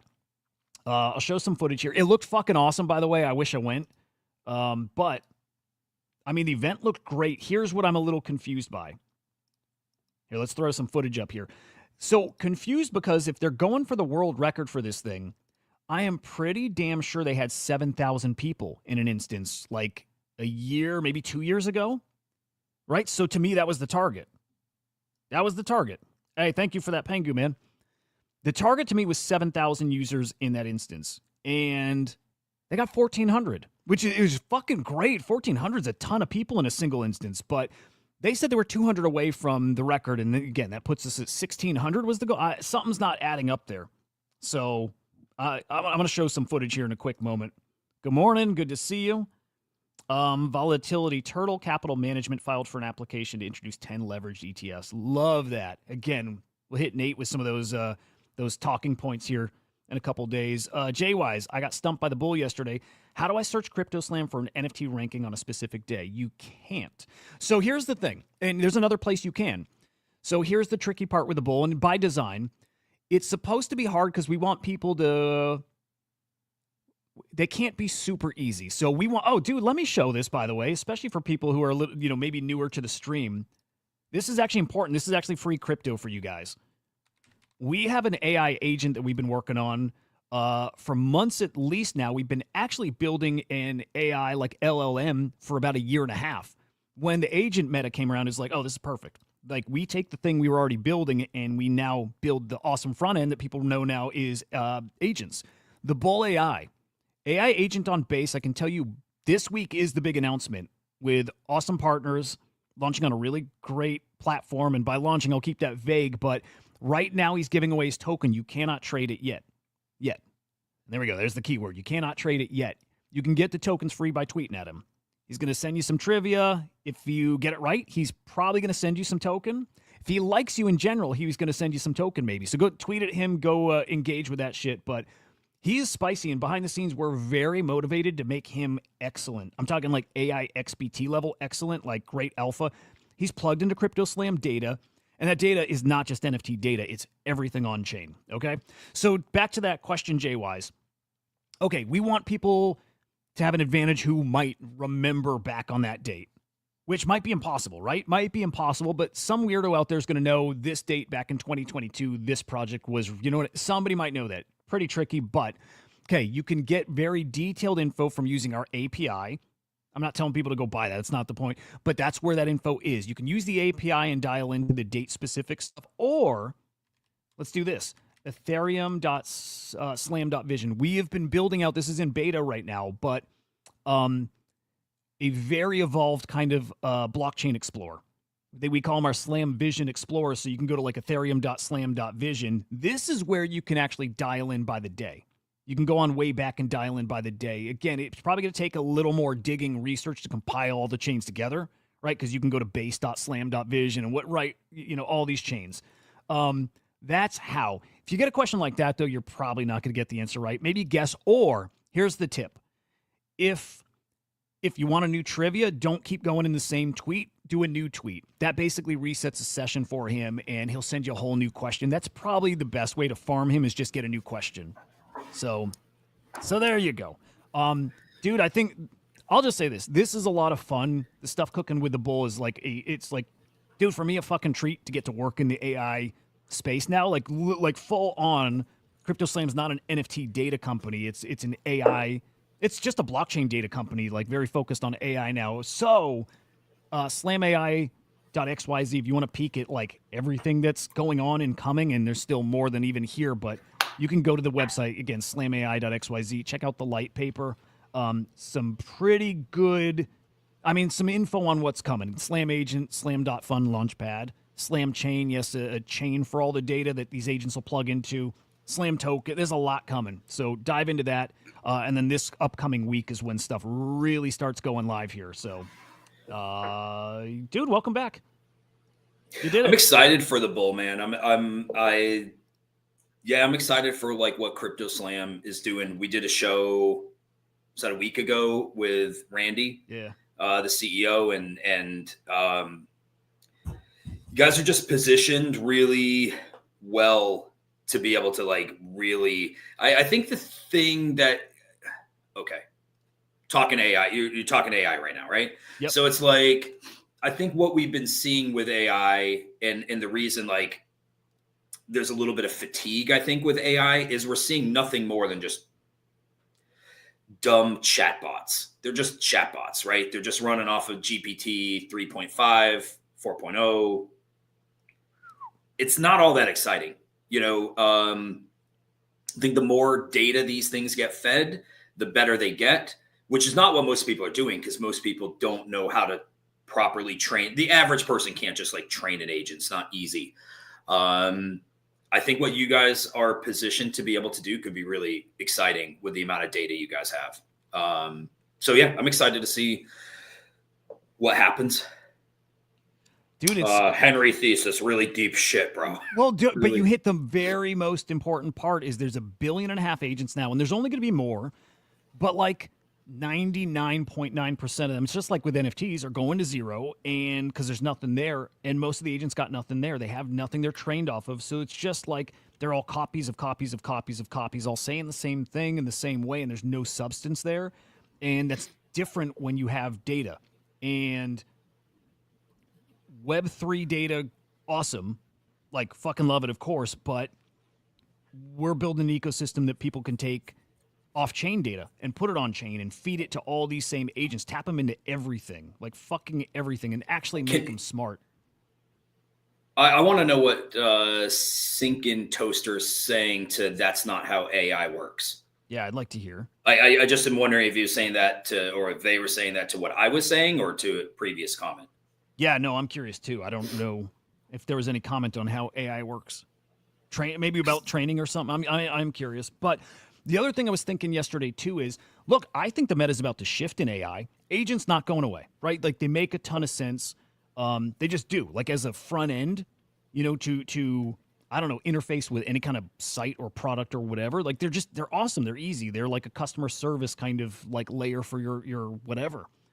But I think, like, look, in the same way that AI existed before, and then all of a sudden agents came around and they just kind of, it was like a new, it wasn't even a technical leap, but it was a change. Something else is going to come. I feel like something's going to change here in the next like weeks, maybe couple months, but something's going to change where all of a sudden there's a new AI meta that actually makes sense, that this pushes further in that direction and still will involve agents. But all that to say, if we're doing the infrastructure stuff here at Crypto Slam and Slam AI, dude, so perfectly positioned to keep waiting, watching for what that next thing is and fucking pounce on it. Literally just full throttle in that direction on top of already doing the AI stuff, because we got the devs, we got the data, we got this infrastructure being built, and now it's like, now push the product in this direction. So this is what being in the trenches is all about too. It's like, I think it can be really easy to get down on yourself if you are in crypto. Maybe you're like a lone wolf and you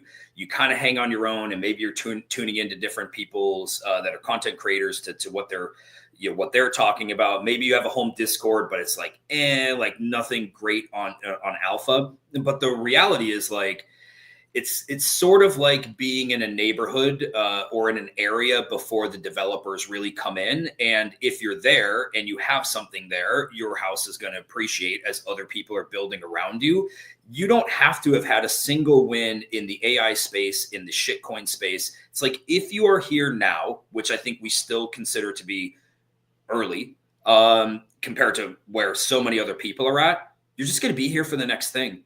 And when you see these things playing out over and over and over again, at some point you take the leap and you're like, nah, I'm aping into this. Maybe it's a half a soul, maybe it's a soul, maybe it's 10 Ron, maybe it's a half a ETH, maybe it's whatever, it's some Pengu, whatever it is. You're just like in the trenches. Even if you don't feel like you're getting wins, even if you don't feel like you're really like taking part in everything, you're here for, to your point, Huda, for that next thing, because obviously this is where AI is now. It's just going to continue to evolve over this cycle. Yep. By the way, a couple more tips tonight. I don't know if I'm supposed to shout. I like to shout them out, but and I will as best I can. I don't know the name here, but random wallet address with a 3 Pengu. Thank you very much. And then Ash Parker with a 3,300 Pengu tip, brother. Jesus, thank you. Crazy, crazy, crazy. You guys are nuts, dude. Why don't you do, I don't know how you can do it, since like the tips, I don't know if they're aggregated somewhere, but do like a 50 Ron giveaway. I'm saying Ron because it's easy for me to send right now. How do you want to do it? You're the DJ. How would that, what would that look like? Tweet, throw a tweet out and then do a tweet Ron live. Yeah. Well, shit, let's do it. I like it.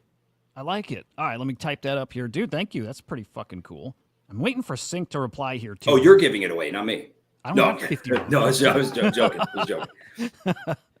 All right, hang on. Tag Ronin Network. Tell them they got to get into the chat. And you're giving it away live to somebody in the chat. I dig it. All right, while I'm doing that, I'm going to play a clip real quick. I guess Joe Rogan talking about Fartcoin.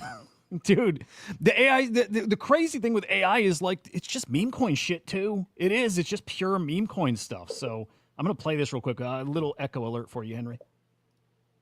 Oh, just like some people are professional poker players. That's exactly what. That's exactly it. There's a coin called Fartcoin that started up. Oh, that can you? it's like $1 billion Can you text me market that? cap. But how it was. Oh, just like some people are. That's it. That's simple. I actually want to hear context of like how they even got there. But dude, this shit ain't. I mean, it's a fad, but it's not really a fad, and all. It's pretty wild. This is, yeah. Again, could be completely wrong. Like we thought NFTs in 2021 were going to be like, oh my gosh, it's going to change the world. People are going to be doing this forever. And like they still are, don't get me wrong. Meme coins feel incredibly different as far as like the sustainability of them. Oh, you're working up a tweet. No, you're good though. But were you saying that it doesn't go away, as in the meme coin shit, like we were saying? I just think, I know we said this before, but yeah, I just think it doesn't go away. I think there's always going to be a way to tokenize whatever the current pop culture meta is. Whatever is, I mean, I saw last night after the Philly plane crash, within minutes, there was already a shitcoin called like Philadelphia plane crash or something like that. It's any and everything is tokenized. It doesn't matter if it's disgusting, if it's racist, if it doesn't matter what it is. There is a segment of the market that doesn't give a shit, and they're like, I'm in. Dude, I'm in. I'm telling you, I still think. Sorry, the barrier is so much. The barrier to entry, it's so much smaller than it was with NFTs. When an NFT runs up in price, your barrier is whatever the floor price is. So if you didn't get in at mint, and it runs to a half ETH or 0.1 Bitcoin or whatever denomination of whatever currency it is, like there's your barrier. You can, no matter what, ape in with 0.1 Sol into anything. You can put $5 into anything you want, and like if you turn the 5 into 30, awesome. We didn't have that with NFTs unless they were fractionalized, and I think that just creates a whole new experience for people. And there's still a lot of people that are not shitcoining. There's still I think a decent amount of people that are like, no, I'm not getting into that. So yeah. You're right. So comment here from is it Tokas, if I'm seeing that right, saying it's because it's a scam. Like, not wrong, also not right. It's new. It is new, and yes, scammy or whatever we want to call it. Like, that word's not totally accurate. It's not wrong, but it's like, I can't get away from this comment from Zagabond. Tickers are the new hashtag, and it makes so much fucking sense. Tokenizing attention, monetizing attention. We didn't really have a way to do that before. You monetized attention via marketing, and X amount of dollars into marketing via whatever avenues led to X amount in sales. And that's how you calculated value of attention before. And now it's no, you capture it in this little quick to transact token. Boom. It did not exist before we were able to tokenize stuff. It didn't exist till Bitcoin. And that's part of its value. It's just new and it's different. Again, keep that in mind, though. A ticker is a hashtag. That's all that's happening here. And I love it. It's that social credit system. It is. If you want to see what's something worth, what's its reputation, what's the value of the thing. If it's a scam, it's worth something because the attention was worth something, and then it's nothing because there was no substance there. It's like the coolest way to measure shit. Two comments. One is, agree with everything you said. What isn't a scam? Like define scam. You can look at almost anything in crypto, and if you were to apply, what the value of something is to what it actually is worth, like what the secondary market of something is to like what does it actually get you? You could argue like everything's kind of feels a little bit scammy. Like why is X worth 5 figures in USD? But it's like, yeah, you can have that mentality. And to your point, you're not exactly wrong. But in the end, like you either are part of it trying to make money or you're not. And to crypto, by the way, Ronin is the chain that I'm sure since you've been in crypto since 17, you're familiar with Axie Infinity. Ronin is the home of Axie Infinity. So that is the Ronin network. And there's lots of other great gaming projects that are on Ronin. That's really the sort of the stream that they swim in. It's a gaming chain. It's going permissionless. It's been a permissioned chain. It still is up until now. So you can only launch on Ronin with like an NFT collection if they allow you to. That's changing very, very soon, like this month. So Ronin's going permissionless. And at that point, their hope is that more and more people come into it. The Genkai that I'm going to send to you is CyberKongs were the first non-Axie PFP to launch on Ronin. So when I say it's like the face of Ronin, Axie Infinity is, Ronin is their home Genkai is a anime inspired collection by Kongs that was launched on Ronin. So, yeah. Dude, it's always cool hearing people who are like getting new exposure to an ecosystem, especially one like Ronin. I fucking love this comment. I love that happened. You know, they have a massive problem on Ronin with sorry, I was trying no, you're good. With marketing. And so you look at the hype that like Abstract has and what Pengu had and even what Anime had. Also what I think Bera has in comparison to which crypto, that's another one should be on your radar, is Bera Chain. Ronin just has really not been able to get outside of their own echo chamber, but huge community in Southeast Asia, huge. A lot of farmers, when I say farmers, like crypto farmers that were farming AXS, Pixels, which was a game on Polygon, is over on Ronin. They just have not been able to really get out there. And I think some of it comes down to like, again, they don't have the KOLs outside of their walls that have excited people about the potential, but it's I think it's one of those kind of slow grind potentials. I think Ronin should be the gaming chain as compared to like IMX. Whether they will be or not, you know, we're gonna find out. But yeah, I think it's worth taking a look at it, fucking Joe, motherfucking Joe. By the way, should we have people retweet the tweet and then just do a picker? Sure. Like, what's the easiest way to give it away? Yeah. I think a tweet picker is the easiest way. Yeah. All right, let's do that. So I'm going to drop the tweet here in the chat here, and literally, yeah. But you should say they got to be in the chat to receive it. There we go. I don't know how we'll vet any of it, especially because in the chat on Abstract, some of them you don't even see a name. It's just okay. Fair. Okay, tweet picker. Yeah. I'm trying to think. What else can we do? Kind of want to reward. Yeah, I don't know what the Abstract like platform looks like as far as if you can see who's in the chat. You can't yet. It's pretty light as far as like, and they're building all kinds of stuff into it. But fuck, what could we do? Okay, maybe in the chat you have to drop a link to your tweet. Is that a way of doing it? Okay, let's think this out. Do best comment on the thing, retweet it, and best comment on it wins. Retweet.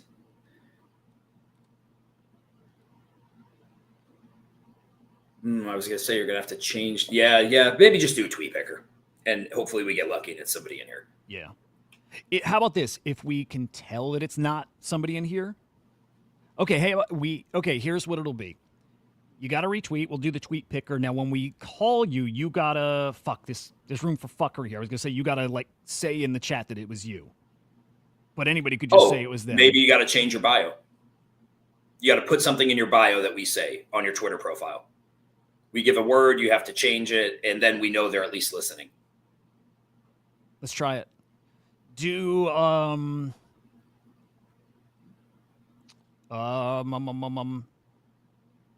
mean, that works. Why is this shit so difficult? Feels like there's no perfect product for giveaways. Yeah. But it works for me. In the bio, do put the bull out. Don't even say it yet. Just wait till it wins, and then we announce it on the stream, and they need to change their bio to confirm that it is them. Otherwise, we pick another one. That's fucking awesome. I like it. Okay. You'll just say like you'll need the secret word or something. Yep, I like it. All right, that's what we're gonna do. Okay. So you heard it there. I'll say it again. You retweet this tweet, dropped it in the chat. Let me drop it over on the Abstract side too. And once we pick the winner, you got to update your bio to include something, which that doesn't require any like verification on X, right? Like a PFP change does. I don't think it does. Pretty sure it does not. Oh, like you need a blue check mark, you mean? Yeah, right. I don't think bio updates require that. They do not. They do not. So we should good. It's tokens, dude. Thank you very much for the 50 Pengu. Never FN, dude. Thank you very much. Yeah, you guys rock. Okay, cool. Let's. Yeah. X picker. Oh, you should have. Here, What's up? I will tag Ronin. Oh shit. Well, should we do a new? No, I'll just tag him in a repost. Okay. Dude, seriously, I gotta figure out. Like, I know agents are a part of the solution for this stuff. Like, I've been using the bolded picks and whitelist, and it's messy because there's so many chats right in a Twitter thread. But if he can really remember every single person who entered it by saying, a specific thing or whatever, and then picks and then sends you the actual winner. Like there's a fix there. So agents are part of that. By the way, we're back up to number 4 on Abstract, which is pretty damn awesome considering some of them are the 24/7 streams. And then let's see. Well, before we had, like any girl that's like the front page, whatever, right? Like usually they're gonna beat you. But now we beat her, whoever she is. Dude, that's a good hack, by the way. It's some girl sitting on stream, and the stream is named Charity Stream. It's a good hack. It's a good hack. I might just put a picture of a girl up and do my streams that way. See, do it in the chat. What if there was a way to automate it and make it random or fair? The only way to do it in the chat is if it's just me or Henry, if we pick the person. Yeah. You could assign a number to everybody, but yeah. That's fair. Yeah. The good news is if you don't win, you're not losing out on Gen Wealth. It's the equivalent of $75, and we will perfect. That's pretty damn good. Yeah, we'll perfect this. I wonder too. Okay, another part or fix or whatever. It's just getting an official Discord, Telegram, and like having something in there. Like you got to be in the server, and we run the raffle there, something like that. So. Joe, by the way, any abstract shitter? There's been some good abstract shitters. There has something like Yup or Yap or something like that. Like that was very early on and did decent. I know, like Walshy cooked on a shitter over on abstract. So like some of the stuff is working. Dude, definitely as I start ramping up the content over on this side too, I want to be streaming like some good degen sessions. So that's coming too here. All right, let's give this tweet like a few to marinate here.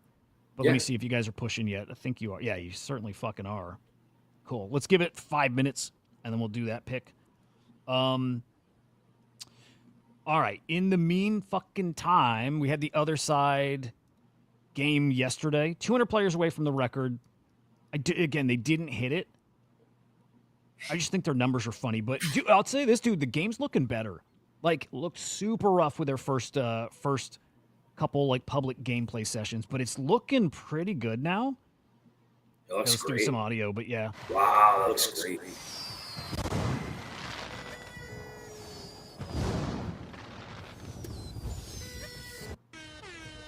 So that one looks cool, but like they bumped up the fidelity here for sure. It's definitely looking better. And then if I don't know if this is a gameplay one of like the shooting shit, but the one I saw with people running around shooting actually looks solid.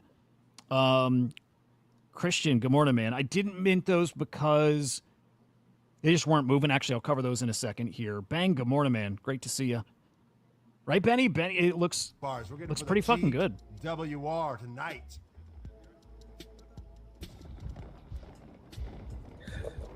What are they doing? Like, what's the point of this part right here?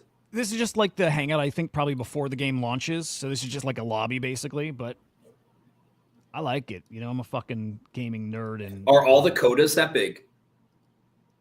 No, I think that's like a mega coda or something. Okay. I think no, actually, I could be wrong. Maybe the codas are all that big. No, because I think I see some little guys in there.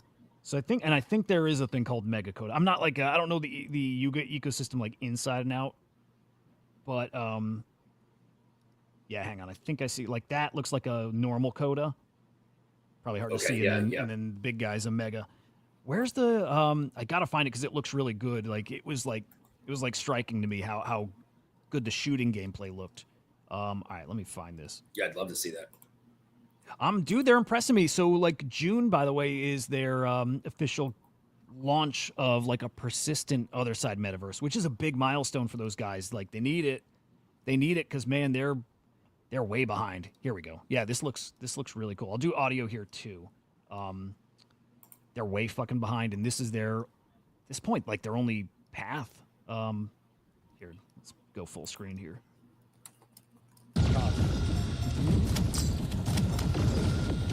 A Java Python.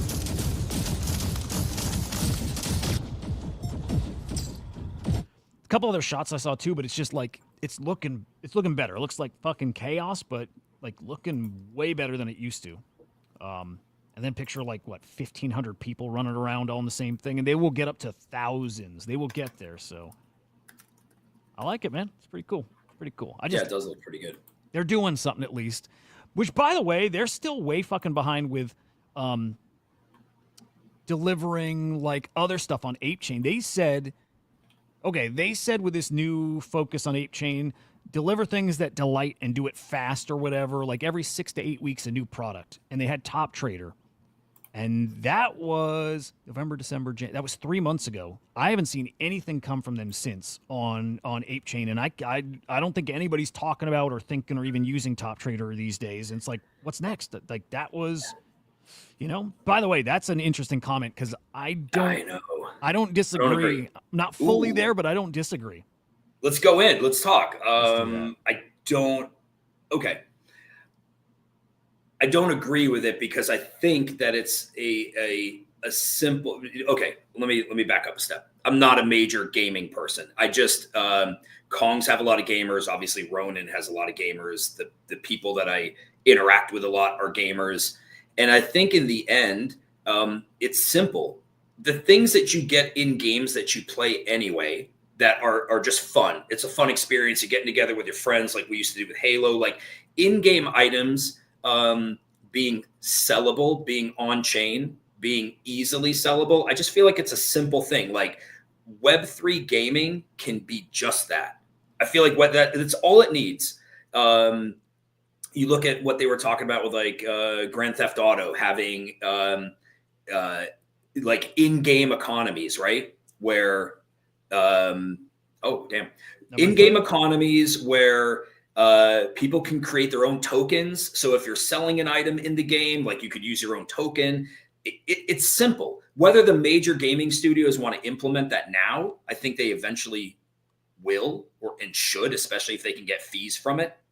Like imagine if GTA had a pump.fun type launchpad where you could be launching ecosystem tokens within there, and from every launch they get 1%, or they take 1% of the fees on a trading platform in game. It makes a lot of sense. And since crime is now legal, I feel like we might get more people that are willing to kind of straddle that line. But I think what we've seen so far has not been anything amazing. You look at simple games like Pixels; they've obviously done really well with some of their tokenomics. I just think it doesn't take a whole lot to introduce the blockchain into gaming and have it be successful. Fortnite's a great example, right? Imagine you could say Twitter picker is gone. I don't know if this is the site you use, Twitter picker. Oh, there's other ones. Yeah, okay. There's other ones. So I just think it's like it doesn't have to be a massive lift for people to incorporate blockchain into their games. So I guess some of it maybe depends on like what you view as a failure versus a success. I guess that's where we should have started the conversation. What's a success and what's a failure? There you go. No, okay, that is why I agreed with this comment and then also don't totally, because I think what you're seeing like in AI and meme coins and just how watered down it is, that to me is what's going to happen in games. But it's not going to be a failure as far as it's not going to happen. It's not like games are not all going to go Web3. I think they will. Like long enough horizon, everything. If there's some kind of like in-game economy, everything, most of them, whatever, a huge percentage will be like Web3 enabled. But like us thinking that blockchain games are going to make people rich and you can have a career playing games and stuff, it'll happen here and there in some games and top gamers, yeah. But like, I think what we're picturing it being is not what it'll end up being. Like, there's going to be so many Web3 games, so many of them, they're going to be worth like pretty much nothing other than the exceptions. Just like the AI shit, just like that. Yeah, it's like the perfect thing to compare it to. Like the best things will be profitable for the early guys, and here and there you'll have things that just break out. It will always happen, but people thinking just being in Web3 gaming and in a Web3 gaming token and it's going to cook because that'll be I'm not there anymore. I used to be, and I moved from that a few years back. I'm like, because I just saw how easy it's going to be to do, and everybody's going to do it. And again, very much the watered down thing in meme coins. It's that. Hang on. Interesting comment there. Do you smell an ape coin drop? I smell another token coming from Yuga Labs. If you're talking like that, like another like some kind of ape coin stimmy or Yuga Labs stimmy or something, like I definitely see that. All right, let me give the Twitter picker a try, and here's what we're gonna do, guys. You got to be in the chat. Sounds like you guys. Well, if you're hearing me, you're already here. But We're going to pick a winner. You have to update your bio on X to include some kind of keyword so we know you're actually here. Okay? So you got like 30 seconds to get your retweet in if you've not done it yet. See how this Then we goes, give them like dude? a minute to update their bio. Yeah. I like that. I like that. I'll start a timer once we're there. Totino, thank you, dude. Appreciate that. I love the Pengu, dude. By the way, I saw a fucking amazing movie last night. Noferatu or whatever. You know what I'm Oh, talking yeah, about? yeah. The Dracula. Dude. Have you seen it, that remake? No, I would like to, but was it good? Fucking awesome. It's fucking awesome, dude. I was really I watched surprised. Interstellar the other day. Oh, no shit. Your first time. And I finally got to watch Dune 2 yesterday. Oh, no shit. Dude, I love you getting to be Interstellar- home for a couple days because you don't ever get Dude, to watch it's shit. crazy. My life is like, it's like a little bit neurotic, so I don't always get like just time to do simple, fun shit. Interstellar, wow. Like, love that movie. It gives me Inception vibes, like with all the alien stuff going on. I'm like, holy shit, I could really go down this rabbit hole. And Dune 2, like, great movie. Yeah, great movie. Yeah. It was nice to get. Will the ETH cyberkongs work for the Alpha Group? Absolutely. Any cyberkongs asset, so that's Genesis Kongs, Baby Kongs, VX Kongs, whether they're on Ronin or Ethereum, or Genkai, whether they're on Ronin or Ethereum, get you into Wall Street Kongs. So yes, they do. I'm gonna let my dog out real quick. Yep. But yes, Dude, we're fucking number 3 on abstract streaming. Highest I've ever gotten was 2, and that was like day 2, like not even a full day into abstract, but like it's even better being at 3 deeper into the abstract life cycle. Pretty fucking cool, guys. Thank you for that. Dude, funny enough, I don't know, he probably can't hear me. I'll tell him when he gets back. Oh, okay. Dude, I just watched Interstellar. Like, I've seen it probably 20 times. It's, like, for me, a top 5 movie. It might even be number 1. Like, I love it. I fucking adore that movie. My wife never saw it. So we just watched it this week. It was her first time seeing it. She loved it. Like, wasn't anything like she was picturing. She loved it. yeah, it's a great really movie. thought-provoking. It is, dude. It's like, you know what? Like, Henry and I at times have been like psycho nuts, right? Like, we smoked DMT together once upon a time. Wasn't too long ago, but like, it was magic. And like, that movie kind of like gets into that territory a little bit. Kind of does, dude. It does. I loved it. It got me in a really good headspace where I was just like, with all the stuff going on with, UAPs, Yeah. it's just like, why could it not be this kind of story? Yep. By the way, number 2 now. The only thing ahead of this show right here, right now, is a 24/7 streaming, like, lo-fi hip-hop stream. So there's nobody else streaming that's doing, like, live content that is ahead of us now. That's what's up. That's what's fucking up. Thank you very much, guys. Nice job, sir. Well, dude, I'd say you and also the little giveaway People like is what's doing it. But, dude, thank you, man. All right, let's do this Twitter picker. We will do it live. I think everybody's had enough time here. Allow room for error. I'm just some fucking idiot. Wait for me to get back. That way we can. Sorry, is it like super loud? I'm also. No, dude, you're good. You're good. Okay. Those Just aspects. missing Joe, man. Just missing Joe, dude, come up if you're still there. Those Joe. socks now, by the way, the abs socks, $2,400 for a pair. Oh, yeah. Dude, someone's asking where's the rugs. Henry's at home, no rugs today. Oh yeah, no rugs today, but we'll be back to the rugs. Yeah, we'll be back to the rugs. Have no So Crocs is asking or saying soundtrack, Interstellar soundtrack, top notch. Dude, that's what got me to watch it with my wife. I just kept putting the soundtrack like orchestral, like on YouTube, people playing the soundtrack, whatever. The score is good. It's so fucking great. Hans Zimmer's the greatest ever. John Williams-esque. Dude, I mean, like, fucking love John Williams. Hans Zimmer's I like synths and stuff, and like he's incredible.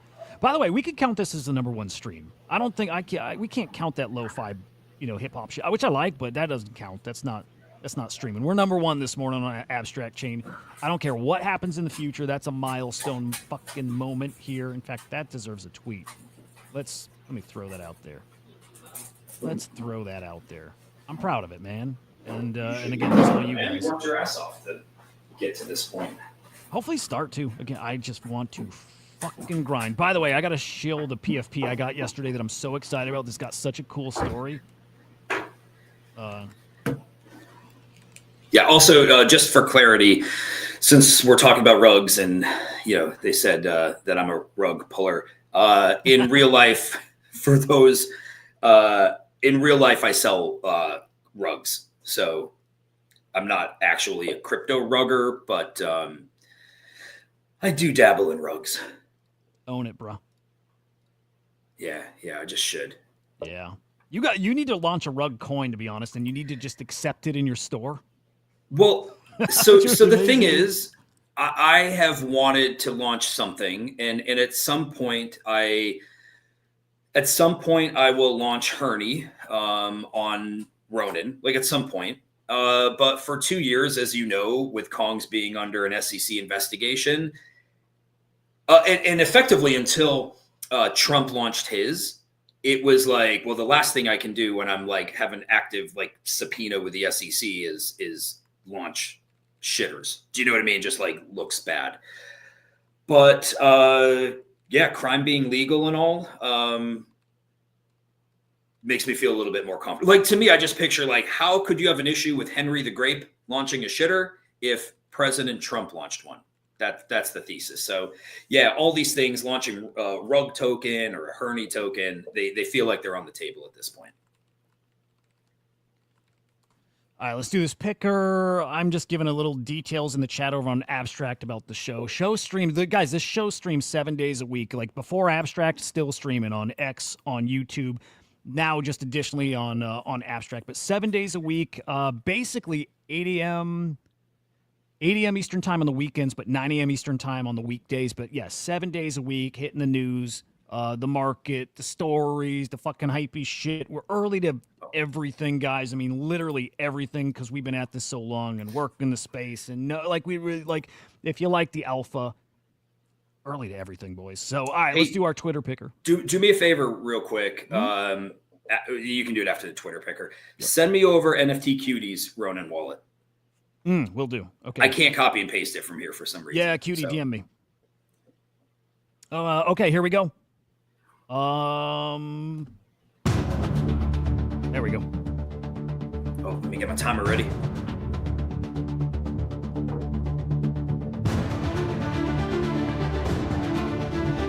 Oh, dude, no what way. What the fuck? Wow. All right, that couldn't be more perfect. All right, you guys saw totally legit. That's fucking perfect.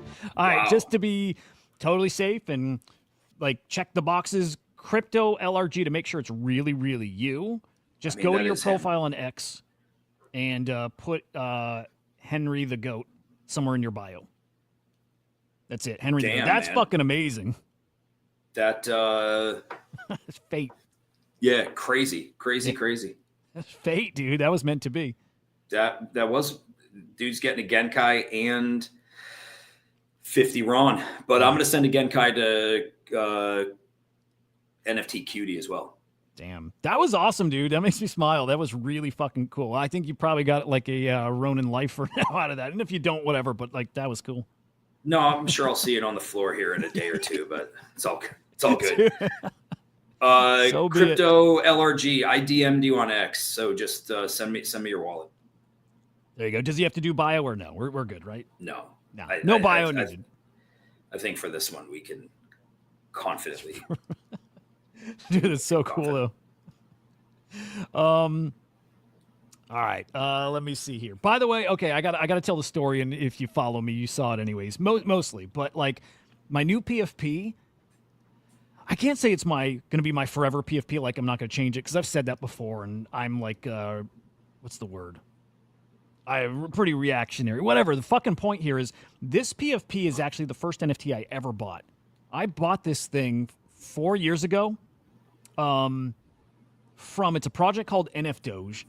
It's the first project I ever like worked with. I didn't work, but back then, if you tried to get mod gigs, and there weren't many projects, guys. It's not like today where there's a new launch every day. There was maybe a new NFT collection once a week, or every other week, or every three. Like, right? It wasn't the same. You didn't have drops. And anyway, somehow these guys popped into maybe NFT boxes, and I hit them up. And anyway, modding in there, and I didn't have any money back then. I like nothing, so I couldn't do NFTs. I couldn't trade, do shit. But modding for these guys, and then like founder of the project or whatever, or team member, it's like, hey, you should buy one of these things. I'm like, I can't, but I love them. He's like, no, here you go. Sends me an ETH. And he's like, go buy one. I'm like, that's fucking cool. What a bro. I'm like, that's fucking cool. And I even messaged Henry about it back then. And like, it's funny how just a little time you realize what it actually is, which is manipulating the market. And I didn't think of it like that. I'm like, he's giving me one to buy one of these at 1 ETH. And again, what happens is you have a 1 ETH sale on chain, or at least on OpenSea. People think they're selling legitimately for 1 ETH. You know, it's how it goes. And make no mistake, that is still how most of this shit goes. You do have market makers and fuckery and all that, but whatever. This was my first NFT.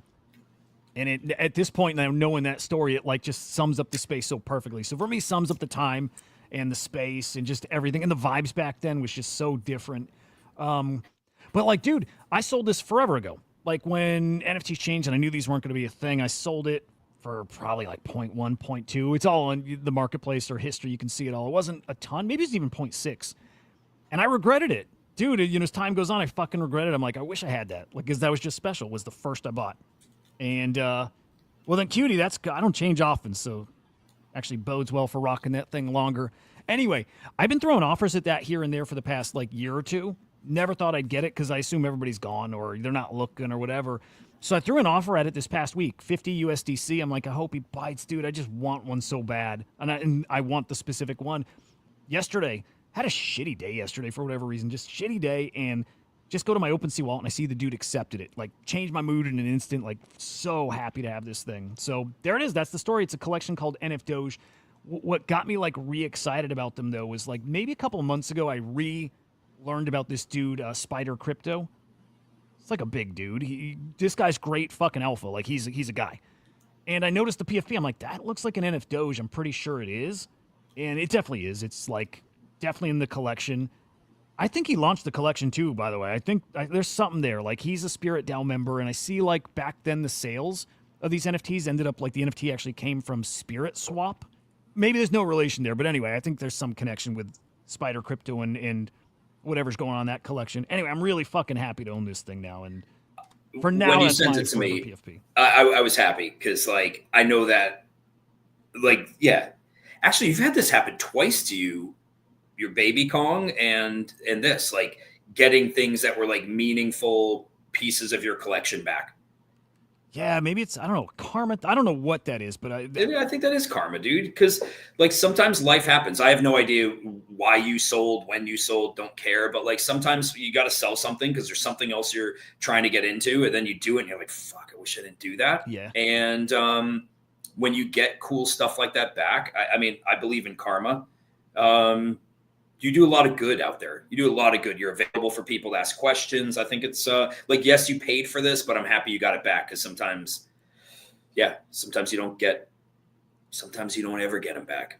Dude, for real. I mean, yeah, like, I sell shit. I have to. I live off of this stuff. Like, I do. Like Web3 is my life, and yes, I work on Web3, but, you know, it's like, I think a lot of people don't realize what that means. And I always had this misconception that people working Web3 are fucking killing it out. You know what I mean? Like, I thought that just because, like, personally, I'm just fucking naive with this stuff. But, dude, it ain't easy, and I sell crypto and NFTs to literally, like, survive. And so the day I had to sell that baby Kong was rough. That was rough. That was, like, probably like the worst part of the bear market. And I'm like, something's got to go. And at this point, it's down to the special ones. And, like, came down, I'm like, the special ones got to go. You got to keep the lights on. And that was magic that came back, man. Shout out to Lima, because he was a real fucking cool dude to just give that. Just give it. Awesome fucking guy. And then this is just, I don't think I sold that because I needed it. Although, again, back then I had nothing. So it certainly got me in the game. But really happy to have this one back. How do I have an offer on that? Are there offers going to the collection even? Interesting. I don't think I ever see offers on these. Well, look at that. Yeah, I'm Look kind of at curious that. if that's like from an actual person, not like a collection offer. I think that's the case. So somebody saw it and liked it or something, but maybe. Anyway, the NFT collection's Cutie send you badass. their address yet? Oh, let me check. My bad. Yes. Yep, I got it. I'll send it Shoot right it over over. here. I'll send it to you on Discord. Boom. All right, just sent over. Cutie, thank you, man. But I think this collection looks so good. You know what? I like it. I remember when this happened. I couldn't. This was right at the same time that I was trying to sell an NFT on Mintify, maybe, where I took a picture of the Christmas tree and like had no concept of like what any of the shit was. And I remember telling people at my store that like somebody gave you, at the time it was like ETH was $1,000, give or take.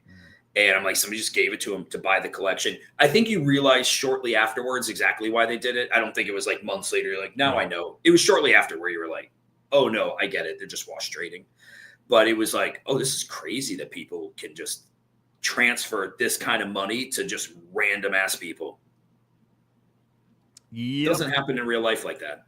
It doesn't. And then still part of that, like, yes, that was fuckery, but like still there's that. Well, it's like Henry's doing now. This space is pretty freaking magic. It is. It's just like, I don't know. There is a karma thing. It's like doing good things for people does always come around. There is definitely something to like the karma in this space, and it's because reputation matters. It's, you know, like you burn your reputation, you're pretty well fucked. But the flip side of that works as well. You do good stuff, man. People are gonna have your back when you need it. Just what we see play out a lot. So NFT Cutie, you don't need to buy anything. I just sent you a Genkai. So you just need to join the Discord. Yeah, you don't need to buy shit. You're in, bro. You're in. Henry Entry making level it gets you rain. Wall Street Kongs, gets you shitcoin channel, Kong Smart raffles, cool sprites like sprites for pixels, and we got 3D avatars coming, like fully rigged, cool 3D avatars of your Genkai. Like those are coming. No shit. Yeah, those are coming really soon. Again, you build shit. Not everybody cares about it, but like these are going to be like you can use them as your avatars on a live stream. Yeah, cool stuff. Dude, the Baby Kong sprites are awesome. I love them. They're so freaking cute, and they're little. And there were some games that they plugged into as well. What was the game you could use it in? Was it the World Wide Web game or Babies? You can use that. Babies, Pixels. Pixels is kind of the big one now. Yeah, World Wide Web. Yep. You could use it in web. And then Pixels is awesome. How are they doing now? Do you know? You know what's interesting is like I think they had TGE. It went well. This was a while back, and they still have a significant amount of DAU. I think they get botted a bit, though. They've got some anti-bot measures in there. Yeah, dude, they're grinding. I mean, they got a good little ecosystem going in there. They're making money. Dude, Cosmos, do you have a Genkai? Cosmos is an idiot. Yes. Right? Yeah. And like OG Bat, he's fucking yeah, awesome. Yeah. I don't remember if Cosmos is in Kongs. I feel like he is. Damn, I'm curious now. I almost think he's not. Yeah, musty dude, for real. Like babies are awesome. Like I love babies. Yeah, I love babies. And we're gonna this is not a Kong show. I don't want to say hate talking Kongs. I feel like talking Kongs always feels like a shill. No, dude. That's like your babies. It is. It's kind of like, yeah. It is. And it's like, anybody who's followed Kongs, Cosmos, send me your Ronin wallet. I'm going to send you a Genkai. You're in the Kong server. I know you're an idiot, so I didn't know if you're in the Kong server, but send me your wallet. I'm going to send you a Genkai. So like anybody who follows Kongs knows we've had the SEC stuff that's really held us down for 2 years. And, I just keep saying, like, I hope 25 is like an opportunity to just like make people proud. I mean, Further Ron's crazy active in Discord. You can see the vibes that are going on in there. We got some cool tools coming. I think, yeah, yeah, dude, I just want to make Kongs proud. 25. The team does. I don't mean like me. Like I'm on this journey. It's all of us. Yeah, of course, Cosmos. Yeah, baby Kong art's just fucking. I love it, man. I mean, yep. I love my Gen Kongs, but like baby Kongs just have. When you get a real clean one, like this Kong to me means a lot to me. Do you know what I mean? Because it's like it's good art. It represents like. Huda got me into Kongs, by the way. Kongs was not like, oh, Henry found Huda found Kongs early 21, got us in, and I grinded my way from community member to moderator to community manager to the council. And I don't mean that like, oh, look at me. I just like this represents like something really important in my life. So when Lima gave that back to you, he's awesome. You know what? Dude, you know what, dude? Okay. One more giveaway. I don't care how we do it. I'm going to give away one of Lima's NFTs. He has a project called CanStar. Damn. Big supporter of Lima's. So he gave you back that. Let's give away a CanStar NFT. It's on Ronin. You need a Ronin wallet. I don't care how we pick it.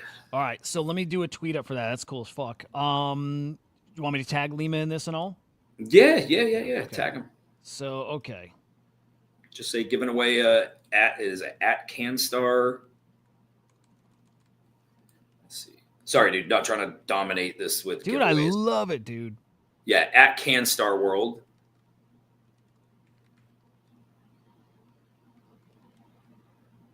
CAM? KAN. Oh, can. STAR. There it is. And then Lima. I think he's just at LIMA. I mean, you guys are friends, so Lima_kind. Yeah.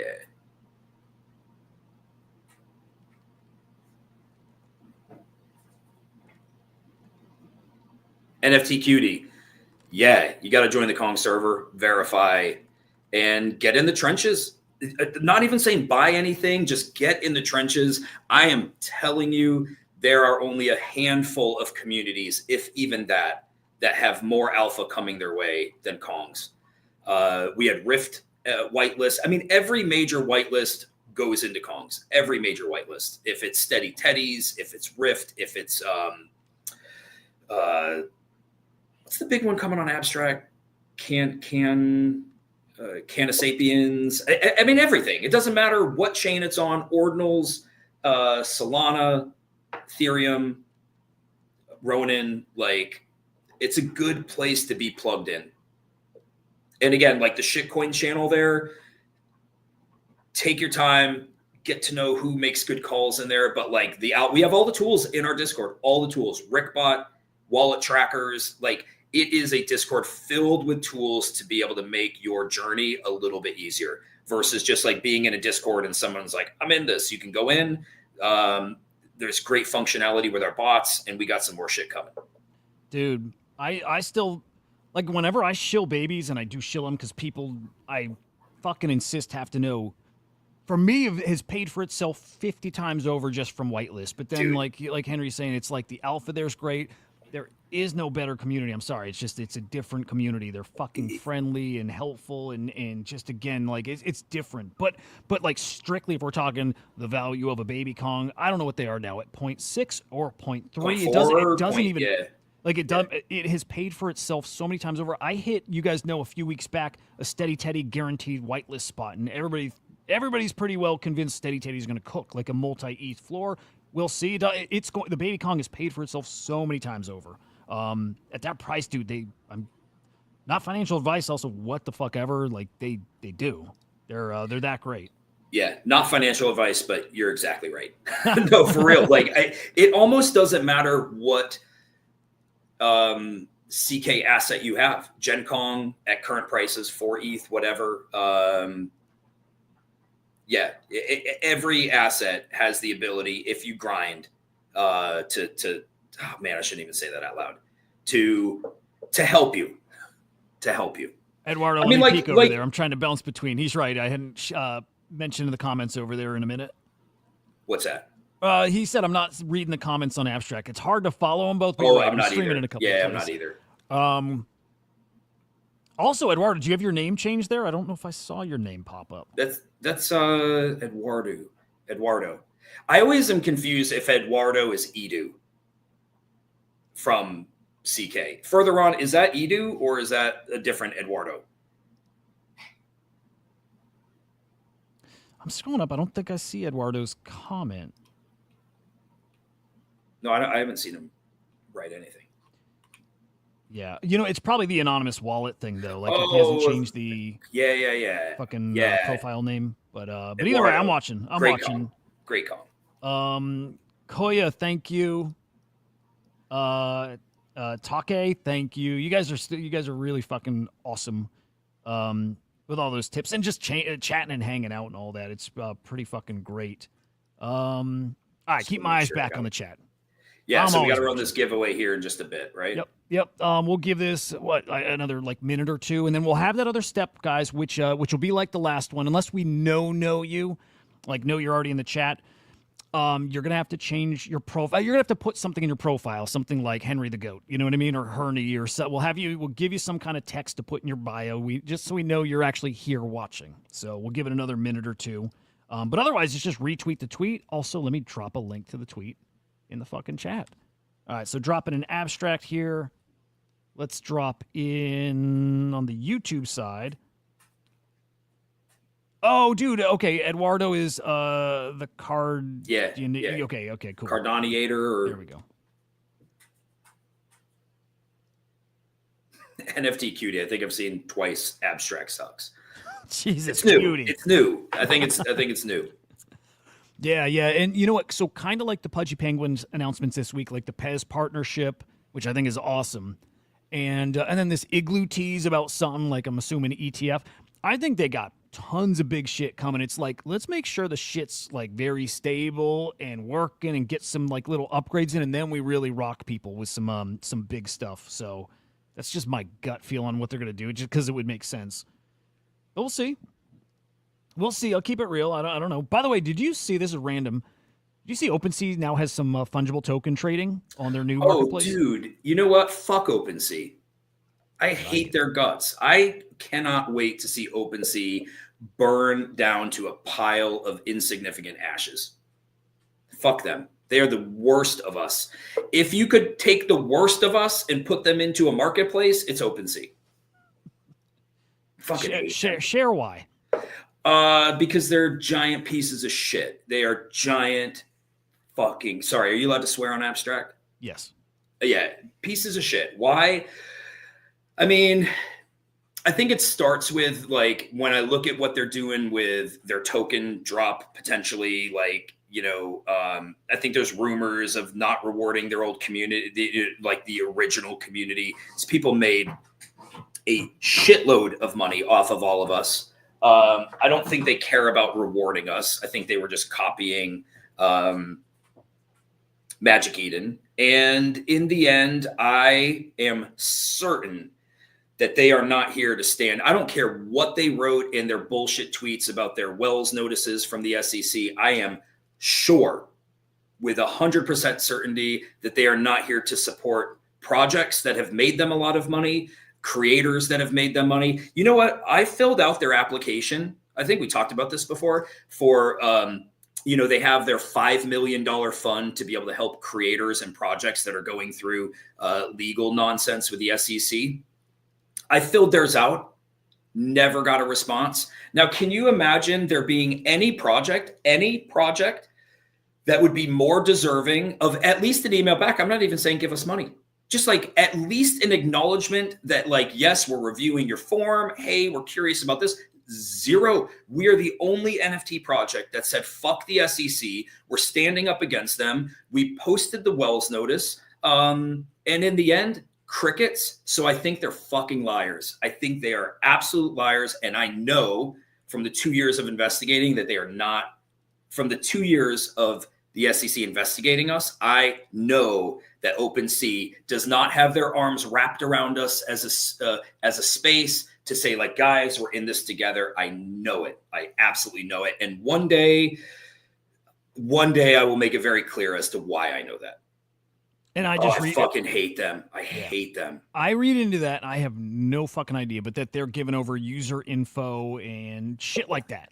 I don't. That's all I can think of. But I wonder if it goes deeper, and I don't even know what that could be. But like Just like they're- helping investigations or some shit. I don't know. let's just say, like, I know they're not helping. Like, I know that they're not like, no, fuck this. We are taking a stand for our users. Like, I know that that's not happening. I do know that much. And I just think they're overall giant pieces of shit, and I want them to go down so bad. They faded us when we were doing our Genkai mint. Magic Eden, open arms. Like, Cyberkongs want a mint? Absolutely. OpenSea, it was kind of like, we got some other shitty mint of a 300 collection that's scheduled. We don't like, fuck. Do you know how much money? By the way, real quick, Saigar's in the chat, who I think is the fucking goat. Like, I Saigar talk the about this goat. dude all the time because he is a legend builder, gigabrain, just awesome community guy. Really cool to see that name pop up in the chat. So shout out Saigar. Saigar is like, you know, when I say there's nobody better, there's like a handful of guys in the realm of top tier Solidity devs, and Saigar is absolutely on that list. Follow this, man. I always tell you, if there's something coming out and his name's on it, that's instant vouching for the thing. It is. I'm like, you guys hear me. You guys who show up every day and listen, you know how I talk about this guy. That's the dude. That's the fucking dude. Yeah. So there we go. By the way, thank you there, Confusion. And you know what? I'm going to give a feedback request. I can't see the names well on this, but also I'm a fucking boomer and blind. Steven or Stefan, thank you, man. Continue on the OpenSea rant, and then we'll do our picker. Yeah, I think the time will come where I'll like fully drop, you know, how I really feel about OpenSea in a public forum. But everything that I already knew about them was just confirmed when we applied for legal help from OpenSea, and were completely faded. Again, like, if you wanted to look into what's going on with us, because like when we came out with the SEC stuff, I don't expect everybody to just believe us. You know, I mean, like, yes, you can, but like, you always got to be thinking in the back of your mind, yeah, but what was really happening? Do you know what I mean?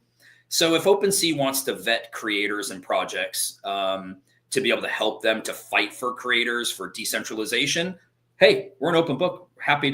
Happy for you guys to look into it. Not even a reply. So it makes me think that $5 million fund is absolute nonsense. That's bonkers to me. That's Now that's the part when you told me, I'm like, okay, like, it's with OpenSea for me, it's always been a where there's smoke, there's fire kind of thing, and the way people talk about them. But again, like, when you told me you reached out to them for that fund, and as you said, there's nobody that I think on the NFT side is more like out there as far as what's happening with the SEC, for them to ignore any kind of comms, for them to not reach out even, but like the fact that you guys reached out and there's no reply, I think it's pretty. What's the fund for? We're the only NFT project to stand up. The only one that's like, we are not settling with the SEC. Stoner Cat settled, Impact Theory settled, Fly Fish Club settled. We were the only one to say, like, no. Like, we're fighting for what we believe in. And we also have like the lowest coffers of any of those projects. Any of those projects made massively more money than we did. And for OpenSea to not even respond, it's crazy to me. And again, that wasn't the reason why why I'm throwing shade their way. It goes way beyond that. So I'm a big fan of Magic Eden. I am not a big fan of OpenSea, and I look forward to seeing OpenSea not even be a name that we discuss anymore. You know, maybe it still takes another couple of years.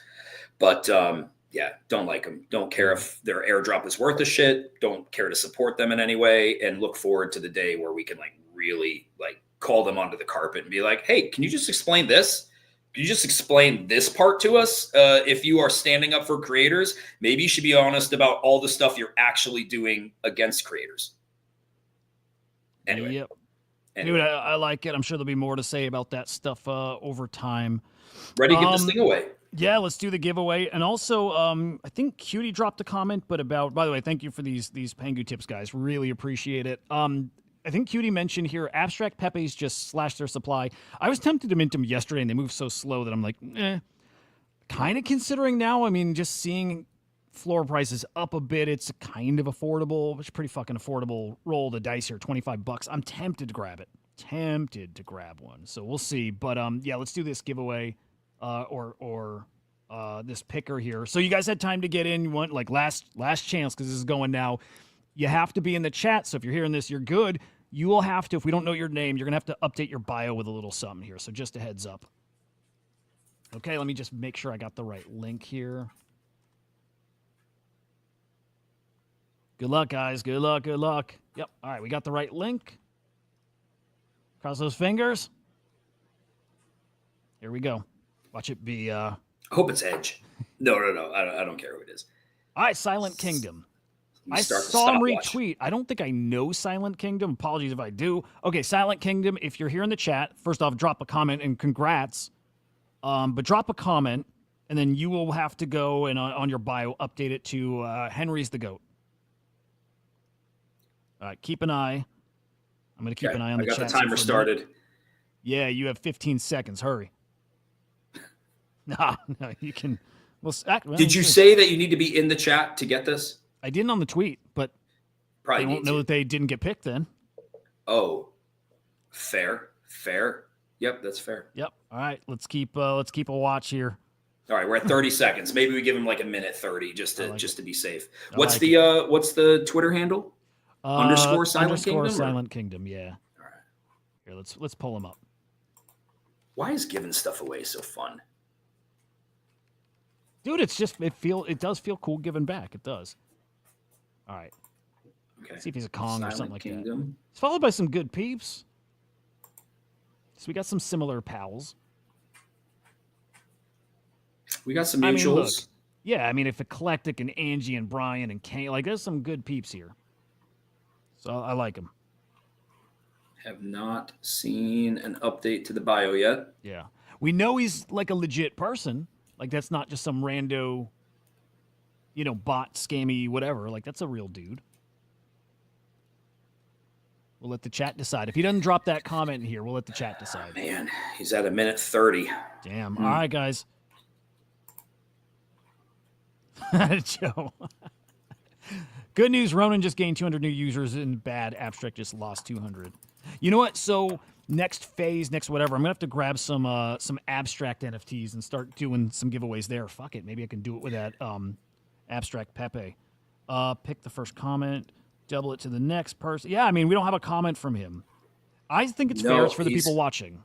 All right, we're going to give him 30 more seconds. Yep. Okay, 30 more seconds. He's at 2 minutes. We've already gone past the agreed upon time. I mean, being fair, it did. It's a reward for people who watch, and there's a link to the stream in the chat, so you have to be watching. Yep. All right, I think we are very close to a reroll. Silent Kingdom, bro. I hope you drop that comment. I hope you guys are watching out too. If I miss his comment, but he drops it. And he would probably be on the Abstract side, I'm assuming here, because that's the link we dropped. And Silent Fall, if you're in an Anon wallet or something, and that's you, just tell us it's you. But yeah, I don't think he's here. We're probably doing a reroll. All right, reroll it, bro. We're 2 minutes, 37 seconds. Damn, that's a bummer. All right, reroll coming. I'm watching just before as I click the button just to make sure. Oh man, Gravity, you motherfucker. It's not you. Gravity? No, geez, being a smartass. RGF, thank you, man. Appreciate that. It's good to see you again, dude. I know you were on the stream the other day, too, so good to see you. All right, here we go. We're rolling again. Good luck, guys. Oku, thank you. OX Luch. Do you know Luch? Luch? Sorry, I'm just sending Cosmos a Genkai. Okay, OX somebody. OX what? OX Luch or Luch? OX. No, looks like a Genkai holder. Like that already. Luch, if you're here. Oh, he put it in the bio. Henry the GOAT. No shit. All right, that was cool. That was good. Boom. And what is he? OX. Is that an L or an I? L, yeah. OXLUCH. I mean, how nice is that? Oh, dude, it is. You're right. Dude, Henry the GOAT. Dude, he was ready to roll. So he's definitely watching the stream. That's what's up. That's what we're doing. Okay. He's going to get a CanStar, right? That's what we're sending? Yep. And it's a rainbow shade CanStar. So on point. OX. He's in the chat now. I see him there. Congrats, bro. OXL, you said? CH? OXLUCH. Yep. .ron. There we go. Yep. There you go. Congrats, bro. Sent. Boom. Dude, I dig it. Henry, thank you for doing the giveaways, dude. That's awesome. Yeah. Happy to. God damn, I love the CyberKongs, man. You guys should drop a little something on Abstract. Just for fun. I know you don't want to water shit down, but little. Hey, you know what, man? You just never know what can happen this year. Just never know what can happen. I like that. I'm going to think of something to do. In fact, okay, here's what I saw. You guys saw Modern Market, and they do NFT mints. They do one NFT mint for every week now, which I like a lot. And I think there's something cool you can do there is you get whitelists for your shows. You do the giveaways for people who, like, maybe are NFT holders. And you can weight it or so. I don't know. There's something there. Wonder if it might make sense to, if Abstract is home, it's like launch mint an NFT each week. It just represents the show, and it's like a... It doesn't give like you access to anything. Yeah, but it's like a POAP, and then again, you start finding ways to reward like top holders or people who've been holding the longest, like been watching the longest, shit like that. There's a lot you could do with something like that. Isn't it funny we hear nothing about POAPs anymore? Nothing, but that said, it's still there. They got something that makes sense and works. Like I like the POAP ticket stub. I was here kind of thing. Like I mint random ass NFTs at milestone things. So I think they got something that'll never go away. And I know Cardno is cooking something for like in the next week or two, some big old giveaway. I probably shouldn't say it's a spoiler for him, but whatever. Yeah, they're still around. Do you know Cardno? You know Cardno, like English Cardno? Yeah. You know the guy. Yeah. So he's still Absolutely. CAR. Hang on. Awesome fucking dude. Awesome fucking dude. LRG, appreciate you, brother. But Cardno's Eduardo. fucking great. Sorry. You're talking Cardno. No, you're good. Yeah, that was it. There's Eduardo, Cardno. you still have a baby, right? Damn. This is one day I'll recover my baby for sure to start the grind. Yeah, you're welcome, Cosmos. Dude, awesome. I like it. Growing the fam here, dude. Growing the Kongs fam and the Ronin fam and the Abstract fam. It's like kind of this is kind of the thing where everybody wins. Like there are people from YouTube coming to Abstract Chain. There are people that are coming to both sides that are coming to Ronin. Like again, this doesn't have to be PvP.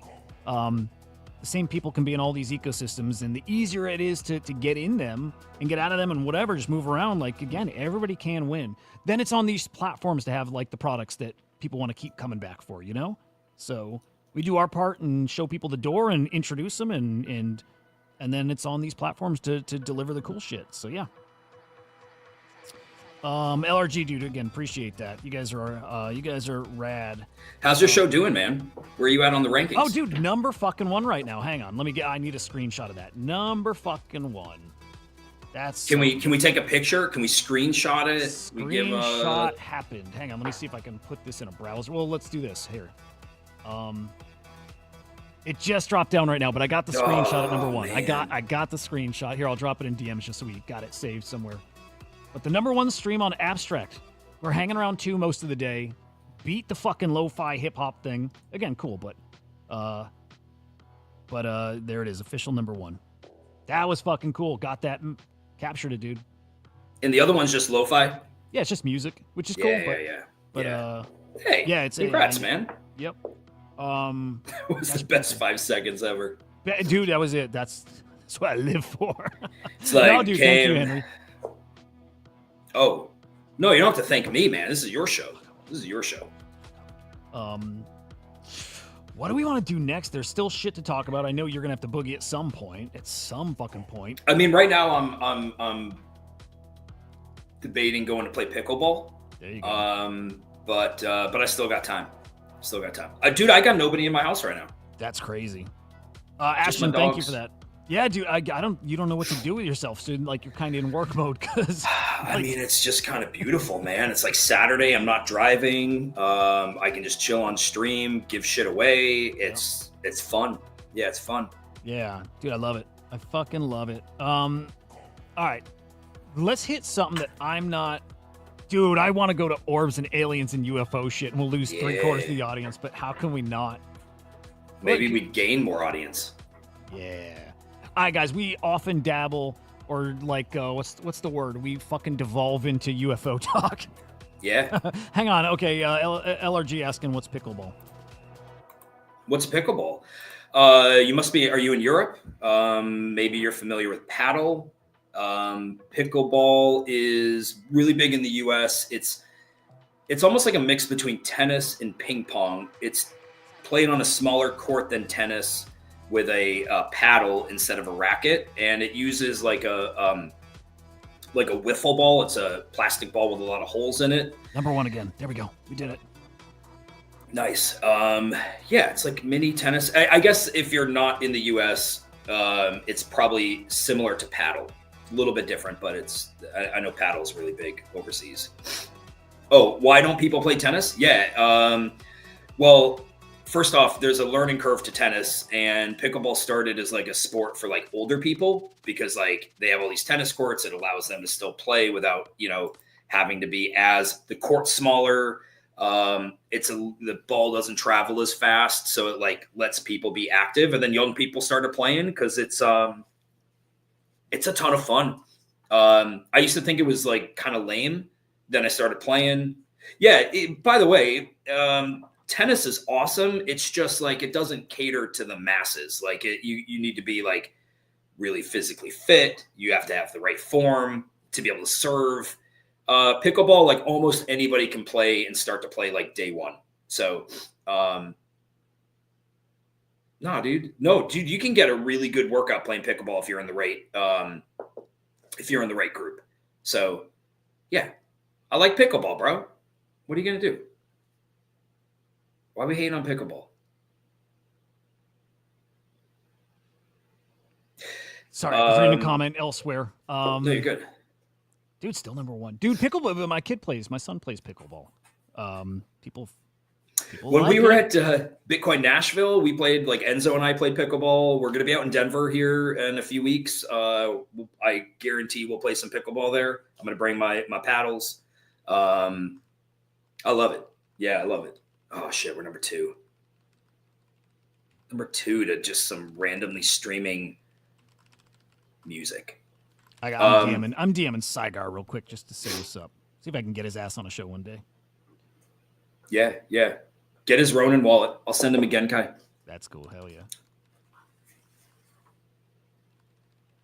Yeah, I'm sure Saigar can afford a Genkai if he wants one, but Probably, I'm but happy it's to the send him gesture. one. Yeah, it's the gesture. Yeah, maybe a baby Kong's a little more fitting for Saigar. Boom. I DM'd. He's fucking like again. That's a dude who got a lot of respect for. Like there's just the good guys of the space. He's definitely that. All right. Did you hear any of the UFO UAP shit yet? Like, did you listen to any of those shows and what like the crazy shit? No. I mean, obviously, like I'm in tune with stuff, but yeah, no, I didn't dive deeper into the News Nation like interview. Because I know you said it went longer. Dude, it's because there's so much. There's okay, let me pull it up. They got the longer interviews where they go way more in depth and they really flesh out the stories. And the biggest takeaway from all that stuff, it's not like the egg craft, which it's a big thing, right? But the biggest thing is they're talking about all this like telepathic stuff. That's what's the real like kind of like revelations from this disclosure stuff. It's that they summon these UFOs with just like positive thoughts and vibes and like telepathy. They call it like these psionic teams. So the government's got these psionic teams, and we know they've been experimenting, the government, with like DMT and remote viewing, and they've studied this stuff for decades, and it turns out it's because they've learned that you can pilot the crafts. Humans can pilot these crafts with like this psionic shit. Oh, I didn't know that. You didn't know that part? Oh, dude, because that's it. Could summon them? Yes, dude, you can pilot one of these. You can literally pilot one of the ships, which is wild. I believe it. That's the thing. I do too, because these are like the highest level, like special op military guys who are telling you, yes, that's what we did in the service. It's exactly how it works, and it's what we're doing now. So like, part of this is like they're now doing this in the private sector. Get out of the government, right? And now they've launched their own company. They're like, hey, we did it there. We know how it works. If they're not going to disclose it, we're going to do it. We got like VC backing now, and we're just going to go do it ourselves. And we'll put all our data out there. Everybody can see it. And we're going to try to get a craft, which is fucking wild.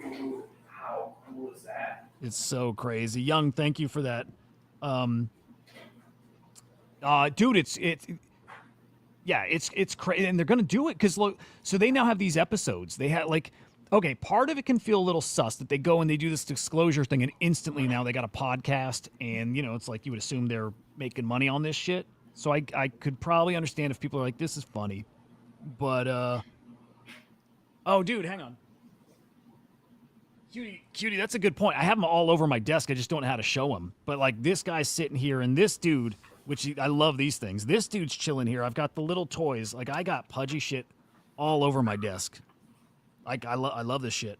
I got nothing Pudgy, man. I don't have a little Pudgy. I got Pengu. Okay, we gotta half fix that. Yeah, but oh, dude. Okay, if Luca, because Luca's done this, I saw him do it for Tyler. So Luca, you ain't watching, but if anybody knows Luca, I'll DM the fucker actually. If Luca sends me like a Pudgy Penguins hoodie and Igloo, some Igloo stuff, dude, I'll rock it every show. Every show. It'd be hard actually. I wear, maybe not. Not every show. I wear Kongs almost every show. It's rare that I haven't put this thing on in a year. It's Cyber Kongs hoodies almost every show. It's always the Crypto Slam hat, and it's 98% of the time Kongs hoodies. But a Pengu hoodie would make sense on abstract. I think that's fine for a Saturday morning, you know, casual stream. You know, when nobody's watching, it's fine. No, can you tell how many people when you're on abstract? Do you know how many people watch? Guys, I don't know. Do you guys see how many are watching on the abstract side? Let me peek here. Let me see. Tony, thank you, sir. Sometimes I feel like it shows watchers, and then other times no. Hang on, what you just go to abstract and abs.xyz. There's definitely times I've seen like a live watching number. I don't expect it's anything crazy, but like sometimes it's there. Yeah. Like, what if you were guessing? 10 people are watching there. Some are watching on Twitter. Some watching. I guess 20 to 30, and it's just I can get a vibe or a feel from like how the chat moves, and just comparing it to other platforms. I would guess like 20 to 30 might make sense, and it could be less. Could you tune into that charity stream? Yeah. Like, could we hear the charity stream just to hear? I'm just curious. Yep. All right, let me unmute here. You'll get an echo.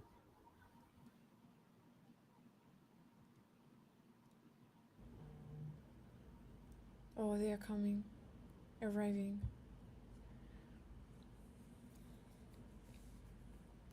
Thank you so much, Tony. No. If that's the competition, no, like respectfully or no disrespect, what the fuck ever. That's, you know, we're not the same, right? You know, we're not the same. We're not the same. Your size isn't size. No. Yeah. Everybody's got their thing. Yeah. I don't know what that was. I assume it's better for people to watch this on abstract. I like also, it. when they say charity stream, is it like you're streaming for charity or you're streaming for yourself and that's the charity part? Yeah, who knows? Everybody's trying to come up with that gimmick. Not saying that that's hers, but I would imagine, dude. I'm just gonna guess because of this space. I'm guessing that's a charity to her wallet, but who knows? Yeah. Don't know, dude. Yeah, I don't see anywhere that I can enable settings here for this. Like, I know they got more features coming, so maybe, but like turning on viewer setting. I don't see anything yet. So we'll see. Dude, I'm seeing if I can find that like psionic shit or like that specific part of the clip where they actually show a craft. Actually, I could probably find it on YouTube. But dude, that is the coolest thing. They literally summon shit. I mean, it just makes like so much stuff has come out over the past, handful of years, like really since the Nimitz, I feel like the Nimitz was like the start of like mainstream UFOs where like things actually seem real. What's really interesting is that like normal people are still not really talking about it. Like even my wife, like you show her videos of like the Nimitz or even like the egg from News Nation, and it still is not enough to even start really like playing on the curiosity strings. Where she's like, oh well, anybody could post. I'm like, no, this is military. This is military recordings. This isn't some dude with a deep fake. This is like going back to Nimitz. This was declassified by the Pentagon. Like, there's some shit happening that we don't really understand, and it just seems to be coming out exponentially. Yeah. Dude. Oh, so funny enough too, because there seems to be like a very purposeful thing that's happening out there. And I think, okay, we were hearing, I heard at least over the past few months, the next phase is they're going to start talking about publicly that there's structures on like the moon and there's structures on Mars. That was something that like a couple months ago. And then yesterday there's an image that comes out of a big square structure on Mars. And they're just like trying to warm people up to like bigger news. Like it's interesting. Here, I'm going to unmute this so you can hear with the echo shit. But this is a military guy, and this is the guy that does the psychic shit. And just to hear how he talks about it. Getting out, it really accelerated at that point. And when this happens, can you explain how it usually manifests or how you experience it? It usually manifests as something anomalous in the sky, orbs, crafts, different pyramid-looking objects moving at extreme rates of speed and doing very angular movements. When you do this, are there other people around? Do they actually see you doing this? I have multiple witnesses that can testify that that is a fact. And how many times do you feel like you've been able to summon something in the sky? Anytime I want.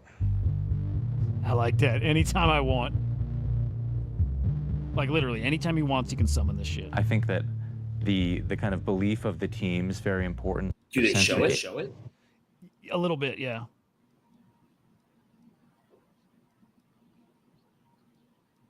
Crafts, any kind of conventional thing that we have now, it would have rocked us at how low it was. So 20 years in the Air Force and it went down. Vertical tracks, and then tracks going from like left to right in the sky, west to east. So this is them as they're sitting there with a guy with a blindfold on and they're trying to summon shit, and all of a sudden these things start popping up in the sky. Again, vertical. And then we saw the tracks change course, direction, and speed. So I think that's a piloted aircraft of some sort. I think it's either an intelligent being or it's being told what to do. Didn't flash. It got brighter when it maybe had a reflective surface. I don't know exactly what it was. It gets cooler, by the way. There's a few explanations of why that could be, but I see those in a varying range of places. During our time together, all 15 of us saw some form of unusual lights in the sky. These lights would randomly appear, stay for some short period, and then disappear. Oftentimes, multiple lights would seem to appear at once. They would frequently move in patterns or angles that, at least to me, seemed unusual for a plane, satellite, meteor, or space debris. But I am no expert. On the last day, however, this part's cool. One thing did happen.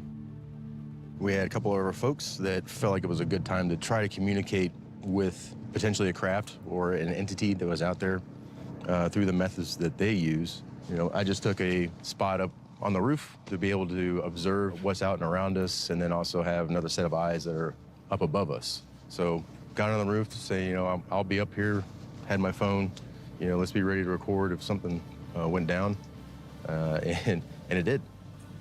The psionic team claimed to be connecting with an object, and our sensor data caught this.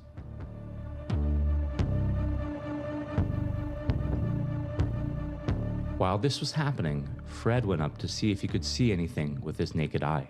So I can hear them talking through certain things, and then he said something like, it's forming. As soon as he said that, I stepped out to look behind me, and that's when I saw whatever it was. Suddenly, Fred saw a second object appear above our base camp. Here's what sucks is this part, like the big thing that they saw, they didn't capture on video, but it's more like the guy's saying, I believe he saw it because of how he reacted and then him describing what it is.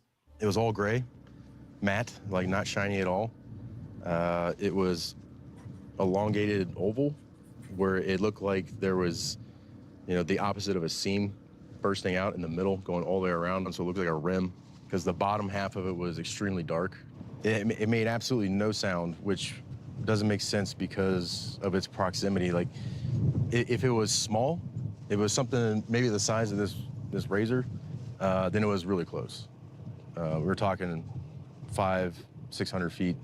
If it was larger, which I kind of believe that's what it was, you're looking at 5 to 8 meters long, then probably around 1,500, 2,000 feet altitude moving north to south. It looked sturdy, it looked heavy, wasn't a bird, it's super exciting. So there's quite a bit more with that. I'll then play the part that I think is extra kind of crazy, which is after they did all that summoning and like mission over and they're done, right?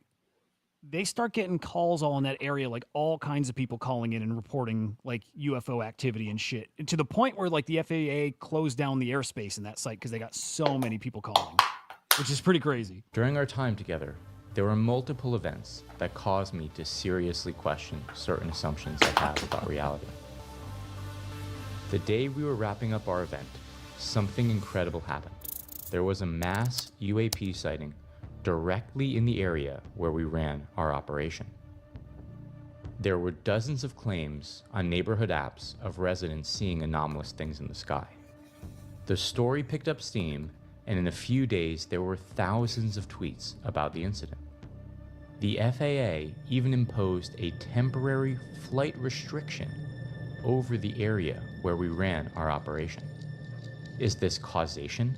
There you go. All right, we're done with the UAP shit. But anyway, there's something there. And by the way, like normally you see this shit, not me because I'm like, I like the entertainment part. So I'm like to anything. I'm like, could be. But like, it's easy to write that shit off. These guys feel different because they are like the highest level of like kind of like security clearance and, all these guys testifying under oath and shit. And could it be like this calculated disinformation thing run by the government? Yeah. But if I think shit's out there and I'm gonna believe somebody, for me it's gotta be these guys. So I buy it all, and at least what they're doing now in the private sector and doing all the shit, there will be data. There'll be like actual hard evidence, proof, whatever, that we get to decide for ourselves and not just keep hearing words like we always hear. Like that's the annoying shit. So there it is. Pretty cool. Yeah, I believe. Have you ever seen a UAP, UFO? No, and I've now sat outside a few times to try to do the telepathic thing. I'm not even kidding, but I've never seen one. I don't think I have. You have? I have, yeah. That's why like all of this stuff is so like it's fascinating. And watching Interstellar the other night, which I never seen before, like it's just all so fascinating because I wholeheartedly know, like I know that it's real. I know those things are real. I don't know what they are, whether it's our technology or somebody else's, but like it's real. So like everybody should at least get on board with the fact that like it is real. What it is a whole nother story. Is it us from the future? Is it us with technology like we just are being hush hush about? Is it visitors from another, galaxy? That part I don't know, but it's wild. It's wild. Dude, I want to see something so bad. I called my buddy Tony, who's like very into like psychedelics and cool shit and all that. Actually, funny enough, volatility. He's like that guy, and he's like my buddy for that kind of thing. And we're into like the UFO shit too. And anyway, I didn't call him. I texted him. I'm like, dude, we need to go sit out and summon some orbs. He's like, bro, you have no idea. I've been thinking this. And he's like, I've been trying too. So he's like doing the same shit and going out at night. And I think we're going to start trying to do that together and set up cameras and stuff. But I wonder, dude, well, think of this. It's all like picking up as far as people are seeing it more and more. And I wonder if it's because like more and more it's getting out how you do it and how you summon them. And it's just more people doing that shit, leading to them appearing more. I hope so. I think when you put together UAPs with psychedelic experiences, in particular DMT, it just makes for like something that feels, I don't know, something that feels really different, but very real, like very real. I don't know. I wish everybody was required to do a DMT trip. Just to have that, oh, you're required to do it when you become an adult. So that way your perspective is like, whatever, you can walk away from it saying like, okay, that's just some chemicals in my brain and whatever it is was just in my head and whatever. Or you may walk away from it going like, I don't know what that is, but that is very different from anything I've ever experienced before. And it feels very real. Dude, that's it. Dead saying here, DMT will change you. It will. Dude, change me, change my life, change my fucking life, the way I think about things. And I hate conversations with people. And, you know, we grew up in a very like religious environment where like it either was from God or it was from the devil. That seemed to be like anything that there is either from one or the other. Right. But I really don't like how quick people are to shut down any of these types of things if they've never had the experience. Yep. Like if you've never had a DMT trip, how can you even comment on it just being like, oh, you got high? If you've never seen a UAP or dove into any of this kind of stuff, then how can you be so quick to just be like, oh, you just want to believe? It's like, no, maybe if you spent a little bit of time like digging into any of this, it's kind of no different than crypto. And everybody who thought it's all just a scam and it's, you know, none of it's real. I guess it's all about like, what is real? What is the reality?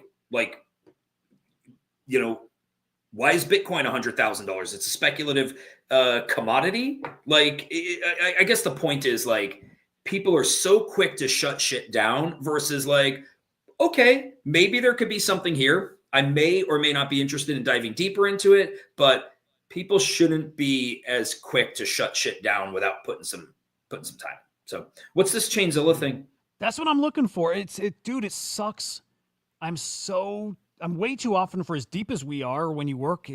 And like anybody with a job and it's working all day, it's hard to remember the shit and stay plugged in and catch mints. I don't even remember what that one is, Chainzilla. But Drew telling us we were all eligible. He probably got us whitelists even because he's that dude. But when you say we're all eligible, how is everybody eligible? Yeah, I don't know. Either we were holding stuff that he knows we were eligible, or we had whitelists in idiots, or I don't know. I don't even know what chain it's on. If you were guessing, where do you think that is? Chainzilla? I'm gonna feel like it's an Ordelsman. I don't know. Okay. I no idea. Let me do my 5 seconds of research. Yeah, now I'm skimming real quick. Dude, so many chains now too. It's like could be Solana, could be Ape Chain, could be Abstract, could be. Oh, Abstract Universe just started revealing. Oh, it's on Ape Chain. You know what? I have not messed around with Ape Chain at all. Dude, I want to get Geist on here and have him give us a good onboarding thing to Ape Chain. He's cooking. That dude is fucking cooking. Okay, that's now the second mint, dude. I know I had a whitelist for, I think it was G's on Ape. I think it was that one, and I didn't mint. And now Chainzilla and didn't mint. And dude, look at all the green on Ape Chain. That's nuts. Yeah, can't be missing it. I do have, hang on, what is it again? That banana pass, Alpha Bananas. That I've got. So I've got some exposure to Ape Chain. It's the only NFT I have over there.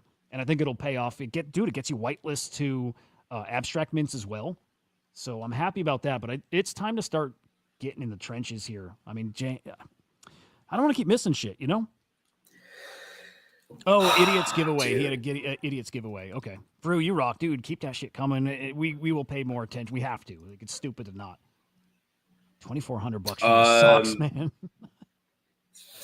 I think there's been some chatter on Barra launching here relatively soon. This coming week, which means Steady Teddy should be coming soon. Fucking hate it.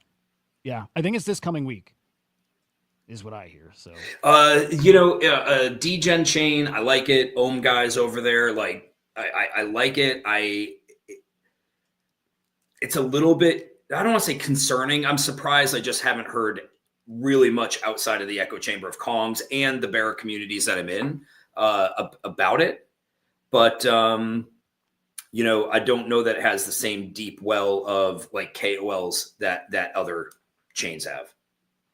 Gravity, yes. Abstract socks, $2,500 now. Yes. In fucking insane. What did they mint for, by the way? What did they cost? I would bet $10, $20. It's because people want this badge you get with it.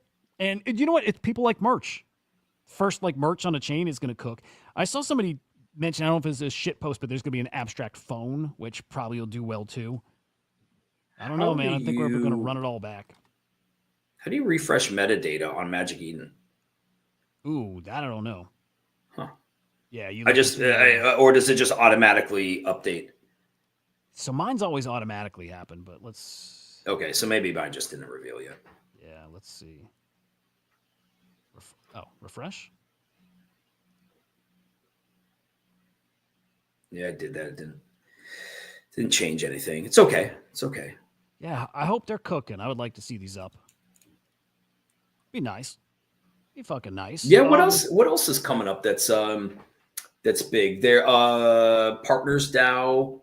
They did a ticket yesterday, which I think gets you. Oh. How did you do that? I just refreshed. I refreshed and then I refreshed the page. Okay. Let's see what I got. Wow, bro, he killed it with that one, dude. Super rare. Fucking best art I've ever seen, man. One in the collection. Wait, Magic has an airdrop today? Are you talking Magic Eden or are you talking Magic the token they're doing for on stakers. Arbitrum? Yeah, I think the stakers get the ME drop today, right? Is mine a rare? I could never stake. Oh no, they all have that. Why couldn't you stake? Always gave an error. Gotcha. Every time would give an error. VPN didn't matter. Yep. Okay, my background is a rare background. And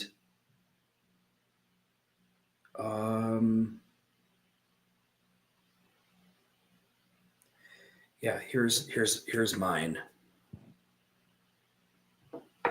Dude, look at that thing. Hang on, let's see. Oh, holy shit. Dude, you know, for what it's worth, I like how they look. And I think they're doing some digital thing. You know, like some like plushie or some shit. You know, something. Yeah. Yeah, we'll see. Let's see. Whatever. Hey, cool. We just sit on them and we wait. That's right. To retire, right? We wait to retire. Yeah. Partners DAO had something yesterday with a ticket, which will get you a 1 of 1. I think, let me go to their page. 2,700 people secured tickets. That gets you an allocation of their token, and I don't know what else it gets you. Okay. Well, it doesn't matter. If you didn't get one, it doesn't matter. Partners DAO. Yep. Gotcha. Oh, and that's like the partner Solana NFT that gets you that, I think? Yeah. So like maybe 2 people will get a 1 of 1 NFT, but then there's also going to be an airdrop or a claim for their token. Got it. Man, I hope it cooks. AI's looking rough, dude. Look at $9 billion market cap. Like down bad. Everything's looking a little bit down these days. Which is great.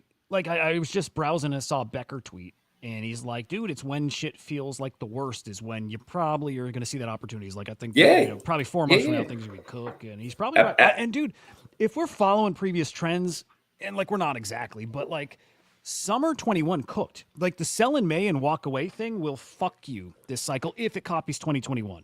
Because summer 21 was amazing. I don't know about crypto per se, but like in NFTs especially, summer cooked. That was when I was like, okay, we're gonna make $1 million. And wait, real quick, I just want to ask Vrew. So Partners DAO, you got a ticket. By the way, be right back. Ticket, yeah, sure. So the ticket for Partners DAO, you're saying it's not an airdrop.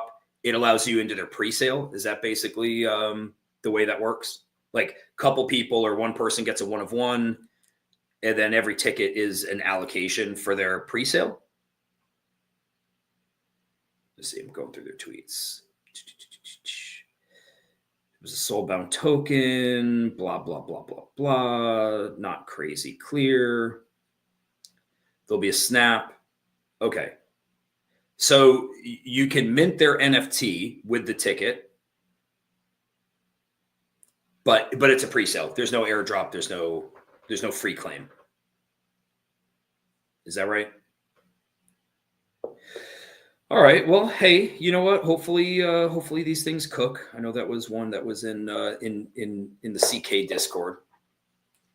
When is Canasapiens supposed to be minting? Because that's on that's here on Abstract. I don't know that they've. Oh, February 12th, Canasapiens. Anybody got any comments on that one? I mean, I've heard it's hyped. I do like the art, but I'm kind of curious if anybody's had any deep dives into it.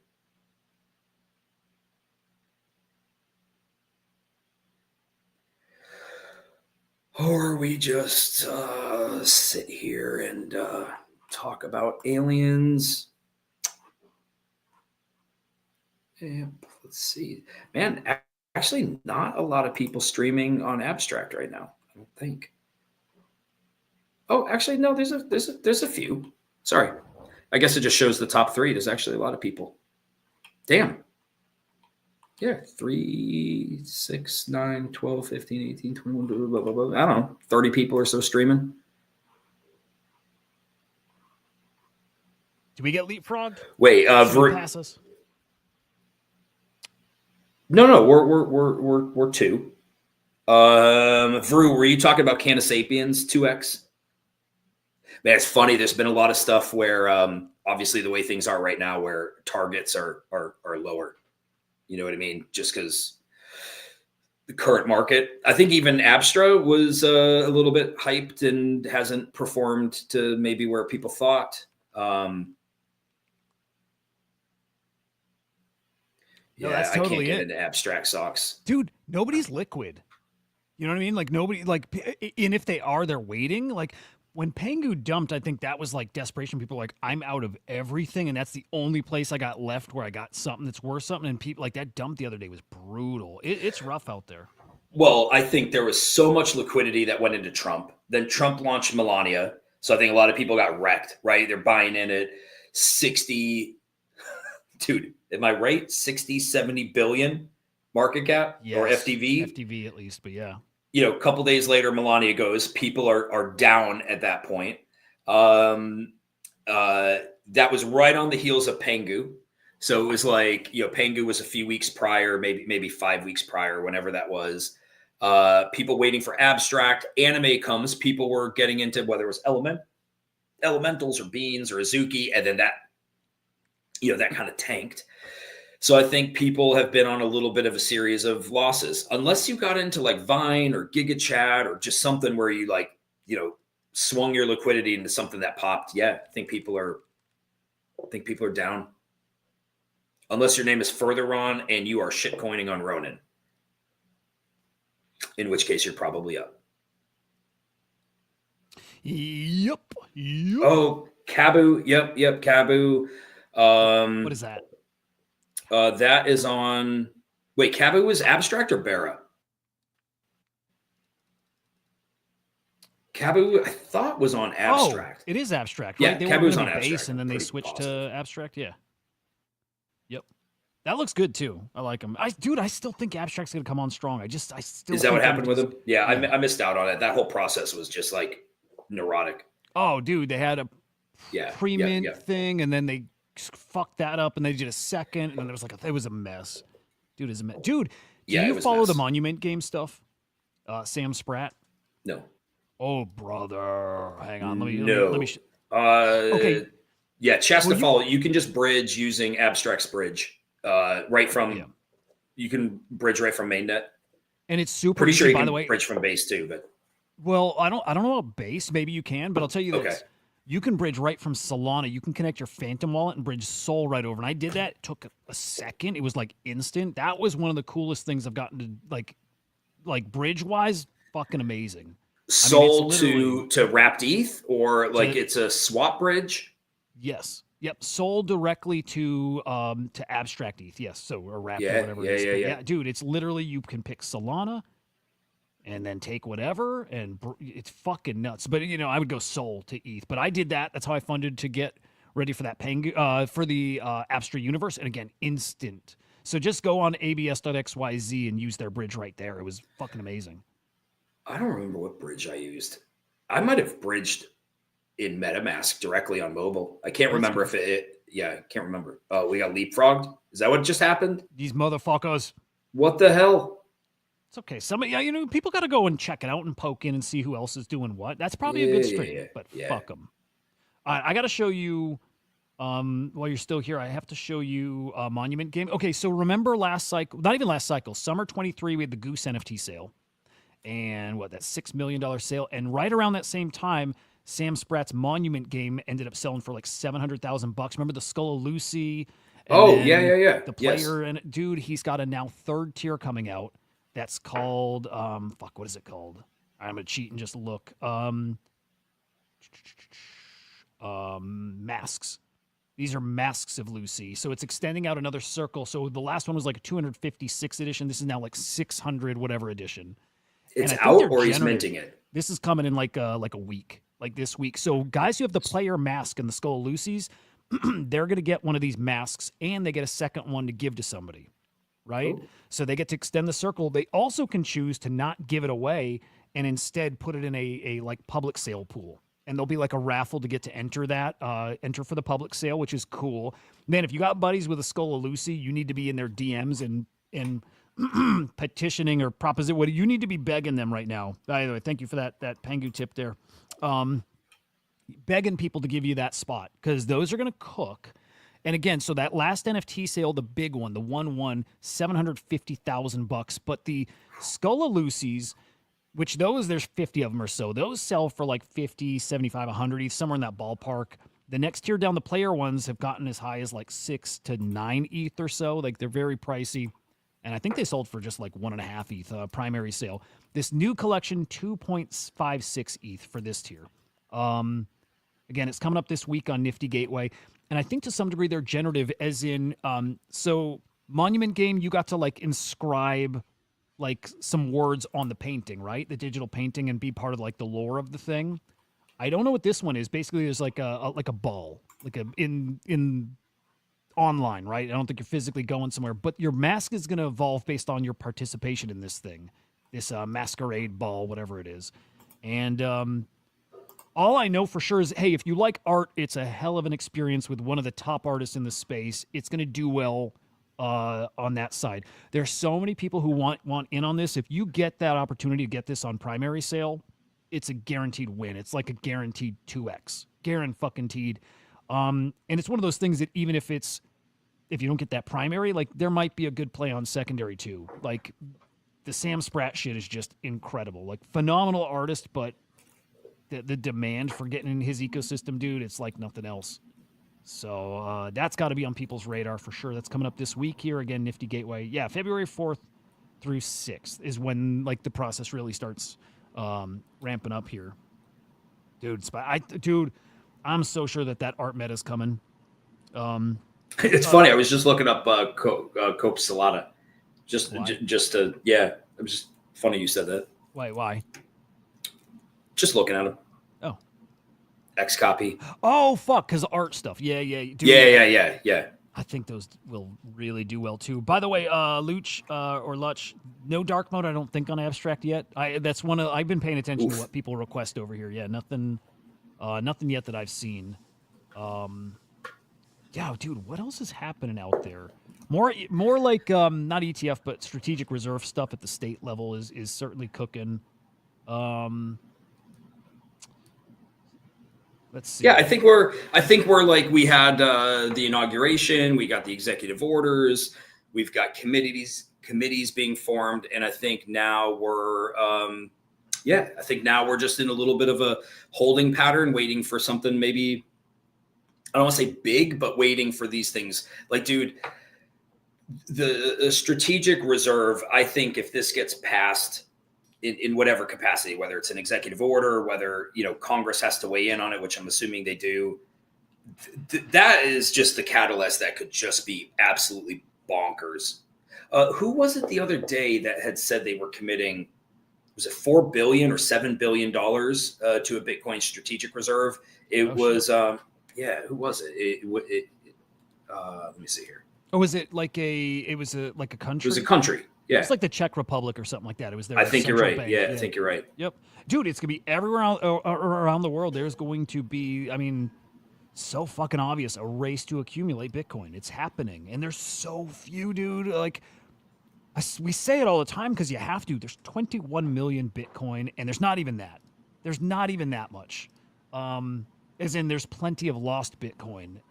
There's not enough for every millionaire in the world. There's not enough for every country and state to do what they want to do, what they want to make plans to do. There's not enough. And 15 states. Supply demand. Yeah, 15 states. Illinois actually leading the charge right now. Crazy. Like, I don't even care what the market's doing on a daily basis right now. I'm just like, whatever happens, happens. We're waiting for some big shit to come. And I think it is coming. But I'm trying to think, like, what is the next big thing within the world of, let's say, NFTs, Web3, localized that we're waiting for? Like, Abstract has launched, obviously, waiting to find out, like, tokenomics on, the Abstract token. We had Anime, wasn't so great. Doodles is in the wings. I got to imagine they looked at what happened with Azuki and are maybe, like, obviously Doodles had some, announcements with Burnt Toast taking over as CEO. So maybe things are chilling out a little bit. Possibly World of Women, OpenSea maybe. Dude, I'm trying to think, like, to me, Abstract was the catalyst. It's Barachain, lesser degree. To me, it's Abstract is the catalyst. Beyond that, I start wondering when we run out of bullets. Yeah, the OpenSea airdrop. But at some point, we're out of shit. Unless there's stuff cooking that we don't know about, right? Unless the Doodles got something much bigger, and they don't. I don't think they do. The fact they fired their... We never talked about that even, I don't think. But the fact they fired their CEO and, like, it told me they don't have a lot coming. If they're like, now we can be degens, it's like, well, what were your plans? Did you not have any? And then, by the way, shout out to... I hate to, like, throw when there's real names up there, but whatever. You dropped it in the chat. It's my best buddy, IRL, for decades here. Wait. See you, man. That guy? Yeah, that guy. Oh, I know that guy. You know that guy. You do know him. Dude. Yeah. Mark, what's up, man? Good to see you, dude. Yeah, he's awesome. And then shout out Tyler and Geist for the kind comments there on X. Geist, again, he's the fucking 8chain guy now. He's really going to be a dude on 8chain. He's like the guy now with the we were talking about him the other day. Dude is really cooking, man. Really cooking. And then Tyler's like the inspiration. So nice to see them. Somebody asked how much Chastafal, which I think Chastafal is part of the Filipino Kong commune. How much Bitcoin? Let me find it here. For a regular person, what amount of Bitcoins do you think a person should have? As much as you fucking can. Yes. Like, as much as you can. But the hard part is, like, I don't see this cycle being the thing where your friends are looking at you like, holy shit, you have, like, I mean, a full chip is, I think, like the first goal, right? Like wherever you're at, owning a full Bitcoin, I think, is just like, at this point, it's an achievement. And you can grind your way there, but I would just say, like, whatever you can afford. I think there are better plays out there if you're looking to grow your stack exponentially. I mean, it's not with Bitcoin. I think this cycle, if you get a 2x, 2.5x out of it, like, wonderful. But if you're, in this cycle, I think there's far easier ways than sitting on majors. Dude, the goals, and I think they should be everybody's goals, stack as much Bitcoin. So give yourself a target. 1 Bitcoin should be you motivating your moves this cycle, and in the NFT side, 1 CryptoPunk. That should be the target. Maybe set a target for stable coins too. You know what I mean? As far as to keep yourself properly diversified. But yeah, a Bitcoin, a CryptoPunk, and X number of USDC should be the goal. All kinds of Bitcoin, as much as possible though. The brown gent, Huda, I plan on buying Bitcoin in the bear. Yeah, dude. It's like the Michael Saylor strategy, though. It's like it depends on the time, the horizon you're going to hold it for. It's almost like whatever price is cheap compared to what it's going to be in 10 years. But bear market, you'll probably get it cheaper, probably. And I say probably because I legit think this time is different. I do. I think there's something very different happening here. I don't know. You know what I started I'm doing? shooting for 1. I was talking to Enzo the other night, really smart trader. And I started any wins that I get. I started like I keep stables just because I think it's going to be stable. But any wins I get, I just immediately convert to stables. So that way, like in this cycle, I'll just not touch it. It's really easy. You get a win, whatever. You made 500 RON, you made 20 SOL, you made 0.1 Bitcoin, whatever it might be. It's really easy when you have that. It's like hitting on a slot machine and all of a sudden you got credits in the machine. It's really easy to keep like pushing the button versus like, no, I'm putting this into dollars and now there's another barrier I have to get through to play again. I think in this cycle, it's not a bad idea. Like you want to walk out of this cycle this next year. Like you want to walk out of it saying like, okay, we did this in 21 where we like sold some stuff and then put it right back into other stuff. And then those things went to zero. I think you really want to walk out of this cycle knowing like you secured gains. If it's $5,000, if it's $500, if it's 50 grand, if it's 150, like have your game plan. And lock in gains, like lock in profits. So that way you don't walk out whenever things are done and go like, oh my gosh, like I've said, aside from Kongs, I should have, and aside from my X copies, like don't want to sell those, but I shouldn't have any JPEGs. I shouldn't have any ordinals. I shouldn't have anything of any value when this cycle's done. And if I do, I fucked up. Yep, dude, for real. Fucking never want to feel what it felt like last time around where you're like, dude, I can't believe how much slipped through the fingers, right? Like I had a really interesting conversation with a guy that was with Pixel Vault. He was one of their UX designers and we were just chatting about Pixel Vault. And I always think back to like when we sold a baby at the top and we rolled it right into Pixel Vault, into the planetary DAO set. And obviously we know how that went. And it was just interesting to see like Pixel Vault recently laid off, I think, a massive amount of their workforce. Did they really? Yeah, pretty decent amount. Back when you were chatting with this guy, because I have in mind who it is, or was that even more recent? This was just the other day. Oh, wow. Yeah. I think it happened in December that they laid off a decent amount of people. The interesting thing is like they've built stuff. Do you know what I mean? Like they have. It's nothing that I'm like, holy shit, for the amount of money they raised, I'm not wowed. But yeah, it was an interesting conversation. It's interesting to see, like, we were talking doodles and then it brought Pixel Vault into mind. Like, what are people doing that people care about? I can honestly say, like right now, aside from like what Penguins have done with the constant announcements and even what Doodles was doing over the summer and into the fall with their IP expansion, I'm not seeing it. I'm just not. And people are probably keeping cards, tight to their vest right now. But yeah, I'm not seeing any like catalyst out there where I'm like, holy shit, this is going to be the NFT cycle like 21. Yep. I thought I saw it. I'm not sure now, but also like, okay, Henry and I might disagree with this part. Chastity So like asking when we think this cycle ends. And so like, what do you hear a lot of out there? And I agree to a degree, but like, cycle so far is following previous cycles and also previous halving cycles where it should start cooking in February. Typically, February is really, really good. We should see the local top of this cycle by like March or so. And then it should cool down. And then we should see, again, just going by historical stuff, the absolute top of this cycle in the fall, like October, November. And then that said, I don't know. I just keep saying it, and I sound like an idiot maybe saying it, but it feels different. What's going on out there in the world is different. If we're in crypto, and we've been in crypto for years because we think something different is going to happen, that economies are going to shift to on-chain, that everybody's coming in, at some point it's going to be different. And I feel like this is that moment starting. So when I see the Bitwise CIO saying stuff like, I wouldn't bet against crypto in 2026, I start thinking, I don't think there's a chance we don't peak this year, and it's not the 4-year cycle anymore. And instead, we just see a period of ridiculous growth as AI keeps getting better, and as it actually starts tangibly replacing people's jobs and changing what the economy looks like something really different might be actually happening here. So I'm not sure this cycle ends the way I was predicting and have to for right now still, but I think it's different. When do you think the cycle ends? What are your thoughts on that stuff, Henry? Yeah, no, I think ends or tops. I think tops end of the year, but also end of 25. I think I'm with you. October, November.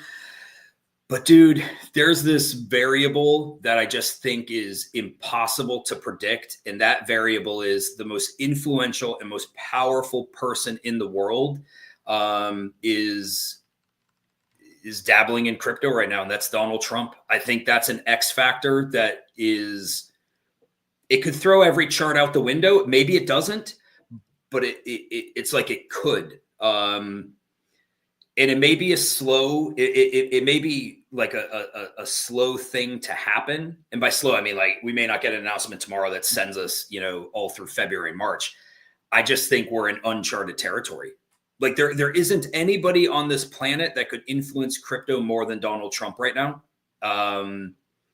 It's not Michael Saylor. It's not Elon Musk. It's Donald Trump. And I think if he's got the keys to the car, anything can happen. I mean, scary as shit.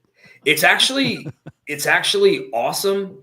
Like, yeah, it's actually awesome. Think back to like the NFL when we were kids, right? When we were kids. So we're going back, like, let's say I'm 42, you're whatever, 44 now? 44, freaking boomers. Yeah.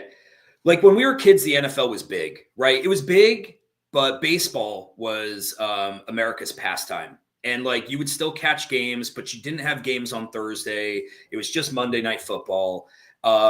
In comes Roger Goodell, and over a period of probably 10 or 15 years, the NFL is massive. It's in other countries. It's expanding into Europe, into Central America. And it was a slow grind. And now it's a conglomerate. I don't even know if a conglomerate's the right word for it. I think the same thing can happen with crypto. A decade from now, I think we can be looking back at this time where it's like, yeah, 10 years from now, everybody can be in crypto to some degree, some exposure. Everybody's familiar with Bitcoin. Everybody's familiar with Ethereum. Everyone knows what a meme coin is. I think there's never been something that is this innovative is not the word. Cutting edge, though. Like there's something about this. Maybe it's the cell phone. Maybe it's the internet. There's something about this that has the potential to be fucking absolutely massive, and we're on the ground floor of it. So like whatever happens this cycle, if it tops in October, November, if it continues through 26, like I almost don't care, because it's more like, dude, I think a decade from now, we could all be sitting on fuck you money. I'd rather sit on fuck you money right now, but I think it's coming no matter what. It really might be. I had bookmarked this earlier, and it's so perfect for right now. Like it's a good thread on like kind of macro economy stuff here, but I think it's talking about like what we're talking about here too is the cycle. Will we really have a new crypto winter in 2026? Who is this guy, by the way, Matt? This is the CEO. This is the Bitwise guy. This is the very guy I was just mentioning before, CIO of Bitwise. This guy was recently on Nate Geraci's podcast too. You should check it out. These are smart guys who they understand the economy in a way that I definitely do not. But not so sure we get that crypto winter next year. ETFs brought hundreds of billions of new investor capital into crypto. The change in DC will bring in trillions. We have never felt that in crypto. Yeah. We've never felt that ever, unless you were in Bitcoin early and have held till now. Then you felt what it feels like to see trillions come into your asset class. We've never felt that, and that is what's coming. And you could thank AI for that too. You can thank Trump. You can thank what was going to happen no matter what. It's just a when. But AI is going to accelerate this shit. AI and crypto are very much tied at the hip, and that's what that's going to look like. Trillions coming into crypto. And dude, I know I said this earlier, but like I know that there are people out there that are hearing what we're saying, and they probably believe it, and they probably even, like, I remember how I would be like, you're FOMOing at the idea that you're about to miss out on the very thing we just talked about. But I really think it's like, dude, it's fine. Like if you don't have a stack of Bitcoin, if you don't have a stack of any majors, and you're just like, man, I got a little bit of Ron, or I got a little bit of Sol, or a tiny bit of ETH, or whatever it is. I've one Genkai. I've got a whatever. I have a Bean or a little Pudgy. You got like one thing. The thing is, it is not too late to form a game plan for this cycle, to come out with something realistic. Maybe you get lucky and you get way more than what's realistic, but like keep at it, because this it's not ending. Bitcoin will go down. I have no doubt. Are we gonna have a black swan that takes us to 18K again? I don't feel it, but it's possible. I think this is the kind of thing you can change your family's life in the long run. So like, no matter where you're at, just form a game plan, stack your wins, and keep grinding. Put as much time as you can into, as much time as you're able to, you should be spending in crypto right now, getting into communities, getting into early alpha. It's an unfair system. Like it is. It's not equitable in any way.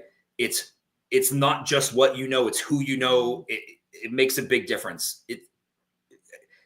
We talk about the cabal. It exists on every chain. Like every chain has the insiders, if you will, and like get plugged in because it just makes your life a little bit easier. Your cabal might be Wall Street Kongs. Your cabal might be your home Discord, where you're just like, okay, I'm not in touch with those people, the shot callers, but like I'm around the info. We talk about it on our thing, like first vision, second vision. When do you see something? You don't have to be the guy that's getting it super, super, super early. Just get it like super early.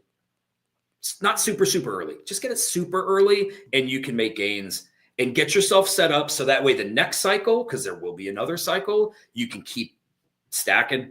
And that, like, dude, I don't think that I'm going to make $1 million off this cycle. I'd love to set that expectation. Like this cycle, I want to walk away 7 figures. I'm like, nah, I'm not that guy. Like, I'm not that guy. If I get lucky and it happens, great. My target is like 6 figures. Want to walk away, knowing that in this cycle, I took 6 figures. Yep. And then get ready for the next cycle to 5, 10x that. The more I see, the more I've gotten to know Christian, like via this show and community, I love the dude. And I agree with 99% of what the dude says. And he's right. He has been saying this, at least here even too, that there's no chance when this matures, right? And this does come all to crypto, the financial market, that 4-year cycle. Poof. Wait, you're saying, did I read this wrong? That there's zero chance that a mature financial market runs on it. Yeah, okay, no, we're seeing this. It's not like there's always the global macro, like global liquidity cycle. That is still a major driver of everything, especially speculative assets here. But if every business that pops up is integrating crypto, again, it will be different. It will change. There will always be these opportunities. Still in this conversation here, the NASDAQ president saying they'll be more active in crypto when more regulations come. All this stuff happening now, not priced in. We've gotten nothing yet. We've got some kind of generic executive orders about crypto from Trump. We haven't had anything tangible happen yet. We've had nothing signed into law yet. This is Apollo, who's tokenizing a $1.2 billion private credit fund. This means like normies can get access to this kind of stuff, trading shares of it that are tokenized. Like everything's coming on chain, everything. And I don't understand this shit yet. This is where Nature AC comes in this side, and he represents TradFi, and he's trying to learn this side, and I know this side, and I'm trying to learn his side because they're going to be the ones that really change what this looks like. And we got a lot to learn from them, but somebody like Mando saying that this is a bigger deal and people realize makes me hungry to learn this shit because this does matter. In my brain, I can't unlock how much, but I know it's a lot. I know it's everything, Does this mean anything to you, by the way, Apollo? No. Nothing. Me too. I feel like a fucking caveman here. Are they a hedge fund? Yeah, it's the top credit hedge fund in the world. Okay. Now tokenizing on 6 familiar. chains. And I threw this in ChatGPT earlier. And use this, guys. I mean, you should, I hope, be hungry to learn this stuff. If not, I like doing it. And I'm trying to learn and pass things on too. But like, I threw it in ChatGPT. I'm like, what does it mean? What do they tokenize? What is it? Why is this good for crypto? Who benefits? How do the people act? Like all this stuff. And I'm just talking to ChatGPT. That was this morning, probably for 45 minutes asking questions about it. It's a lot of fun. Dude, we can learn, this is random, but you can learn so much faster now because of ChatGPT. Like, I wouldn't understand this shit, but there you go. Christian saying it's huge. It's all coming on chain. These guys want to come on chain. The framework was not there for them to do it before, and they're sensing now they can probably do it without the framework yet because they know it's going to be friendly. Like, they're talking to the Trump administration. They know it's coming, so they're coming. They're getting ahead of it. Also, Crazy like stuff. a sector that we both believe is going to do well this cycle is ordinals. Like we still think that has, and if you think you've missed out, ordinals are like almost, I don't want to say all-time lows, and puppets 0.061 free, monks 0.063 free. There's just some stuff out there that is like based angels 0.007. Goddamn. There's just some stuff out there where it's like, man, But it is tough when things are down. It's tough if you don't have real conviction to buy. It is difficult. So yeah, that's I was saying that because Brown Gent had said the most money that he made the cycle was what you stacked in the bear. I think it is like more than realistic to think you can get into a puppet right now at 0.061 and 5x, like 5x that. And that's not even my target. Like obviously our targets are much higher than that, but like 5x seems unbelievably realistic for something like that. Oh man, like get to 0.3, which is below its all-time high, which is when there were like just like under 10,000 unique buyers at the peak hypey part of the previous cycle. It was a bear market. Like I'm sorry, but like that's like a taste, like the tip of the iceberg of what's coming. And it's like still the crazy predictions for me are peak euphoric part of the market, or even let's say it's next cycle, whatever that looks like. But it's when Bitcoin's $500,000 a coin. You know what I mean? I don't see a scenario it doesn't get there in the long run. I still think Bitcoin's $1 million asset. And I'm like, when that happens, very rare or scarce items like this that live only on Bitcoin. Yes, we've got NFTs everywhere, but the ones that are on the most, can we call it the most secure chain? It's the gold, the digital gold chain. I'm like, they matter a lot more, and they'll be that much more desirable at that point down the road. Again, when the whole world is trying to get Bitcoin, dive in even deeper. I want those collectibles on Bitcoin. These, I'm sorry, the targets remain 1 or 2 Bitcoin floor minimum. And I'll just say that. Oh, I'm gonna wait till Henry's back for this part because I want to show him. Yeah. Do you got a boogie in a second? I'm gonna boogie here in a few. Yeah. Yep.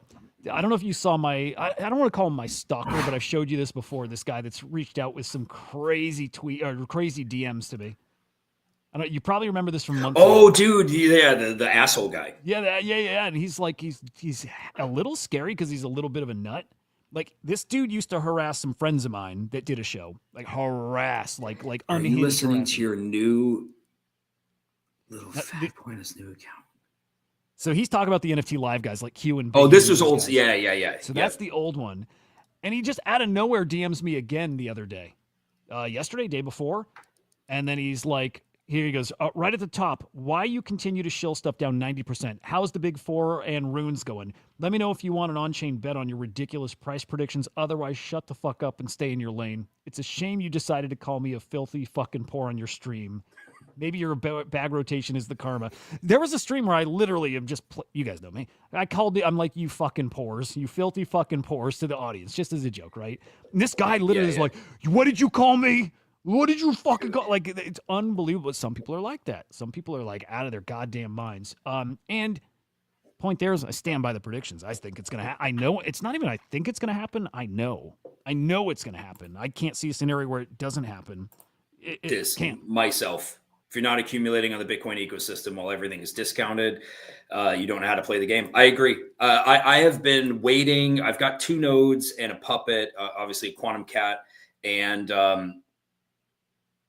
when like puppets and nodes were on 0.09 and they were trending down, I'm like, man, 0.06 is juicy. I still think I think we could get into the like 0.045 to 0.055 range. So like I'm because I bought my second node at 0.12 or 0.13. I'm like, I'd love a little bit lower just so that way I can DCA a little bit better, but it's juicy as fuck. Right now, I don't even want to say it's a lock at a 2x, but come on. Man.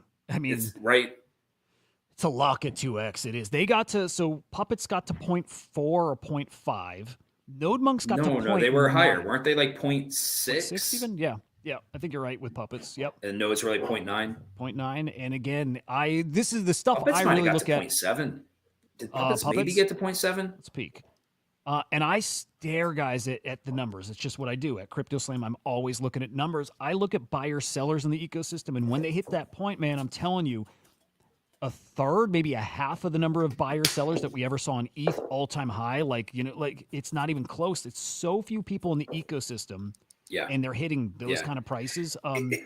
Dude, all it takes is like when the ecosystem starts to take off and everybody with ETH bags is watching ETH do what it's done, which is like, oh, the foundation sells massive clips every time there's a little bit of a pump and NFTs aren't really running outside of like, let's say penguins or doodles or anybody who's got an airdrop coming, people are going to look for opportunities. Shitcoins, and then they're going to be like, ordinals are back, huh? And the thing is, they're going to get into it on the upswing. And if you've already taken your position with some conviction, like unload it. I don't know. I just think it's easy to see right now. Yep. And maybe final point, and we'll probably end here, and I will come back on and stream because I love it. ICO Beast. Love him, hate him, whatever. It doesn't matter. His point, I think, is not wrong. And it's just a take. It's not really insights, but the Rune Maxis might have been right. Superior meme coins because they're boring and clunky to use. And Ruggers ain't going to touch them right now. Runes are going to be really hard for Ruggers to even get in and do the thing. Again, it's so much more expensive. It's cost prohibitive for them to come in. Also, there's no liquidity pool for it. Do you know what I mean? So, which somebody brought that up. It was a really great comment the other day. Like, you can't, like, Dev can't rug, Yes. Yep. Everything's a fair launch. Yeah. Now, does that change when we get to L2s and all that? Like, it probably does. But, like, the things that are there now are really interesting. Great opportunities. When I come back, we'll do maybe more focus on meme coins across ecosystems, especially runes. Look at some underdog shit, good potential stuff. Dude, Henry, fucking treat to have you on a Saturday. And you're that was awesome, dude. I enjoyed the hell out of it. And NFT Cutie, join the Discord, bro. Join the Discord, verify that. And we'll see you in there and ping me in there, give you a nice Kong's welcome. Huda, congrats, dude. I know I've said it the last couple of times, but I love what you're doing. Love you, man. If you're hopping on later and I'm around, maybe I can kick it with you again. Oh yeah. Yep. I'll ping you guys. I'll tweet out. Yeah, dude, have fun. See you, man. I'll catch you soon. See you guys. Yeah, no, this is a great audience too. Like fun interaction, like good shit. Yep. All right, dude. Yep. I'll see you, man. Are you ending now? In like a quick second. I'll just wrap and say goodbye, but yeah. Call me when you're done. I will. Yeah. Love you, man. See you. Love you, man. See you. Again, Henry's my little brother. This is a family thing for us, and he is legitimately, guys. He's legitimately the fucking best. You guys who know who've been in the space and everything with us. He's that dude. He's always that dude. Like the best. So let me think here. First off, guys, thank you for like hanging for hours and fucking with the tips is bonkers. You guys are very, very fucking awesome. Definitely streaming war. Again, there's some changes coming to content, more content, different focus topics, all kinds of stuff. A lot on abstract that won't be on YouTube. In a roundabout way, it'll make it there. I think some abstract streams will get chopped up and put some of those clips on YouTube, but there's gonna be some very exclusive stuff here. So I think bookmark the stream while you can't follow people per se and get notifications, but I will tweet when I'm live over here for sure. So you can follow me to keep on top of this shit, and I'll go out shilling. I'll do that. We'll go out shilling here, and I got to shill. I guess my newest family member here. It's the Bull AI. This is our AI agent. We're building him on Crypto Slam data. It's not just NFT data, guys. It's everything on chain. To be honest, like working towards building not just the next AI XBT, right? Like an incredibly smart agent with data and insights and like personality. Taking that but going next level and building swarms. Building a swarm of these things that communicate with each other. That's where this is going on top of wherever the AI sector moves next. And it is going somewhere next. So be aware there's some stuff cooking. He's giving away his tokens right now, guys. You can't trade them yet. That's coming very soon. But for now, you can get them right from him. So tweet at the Bull AI. He's going to reply back. He's going to send you tokens if you hang with him for a bit. So check that out. And then finally, if you follow Slam AI _XYZ and Crypto Slam IO, just to stay plugged in with what's coming. Again, there's a lot. Launchpad, chain for AI agents. It's a chain for data. There's so much shit cooking. Can't wait for you guys to see it. I will see you guys really, really soon. It will be today. I'm looking forward to it. But again, thank you guys. We'll see you later. Peace.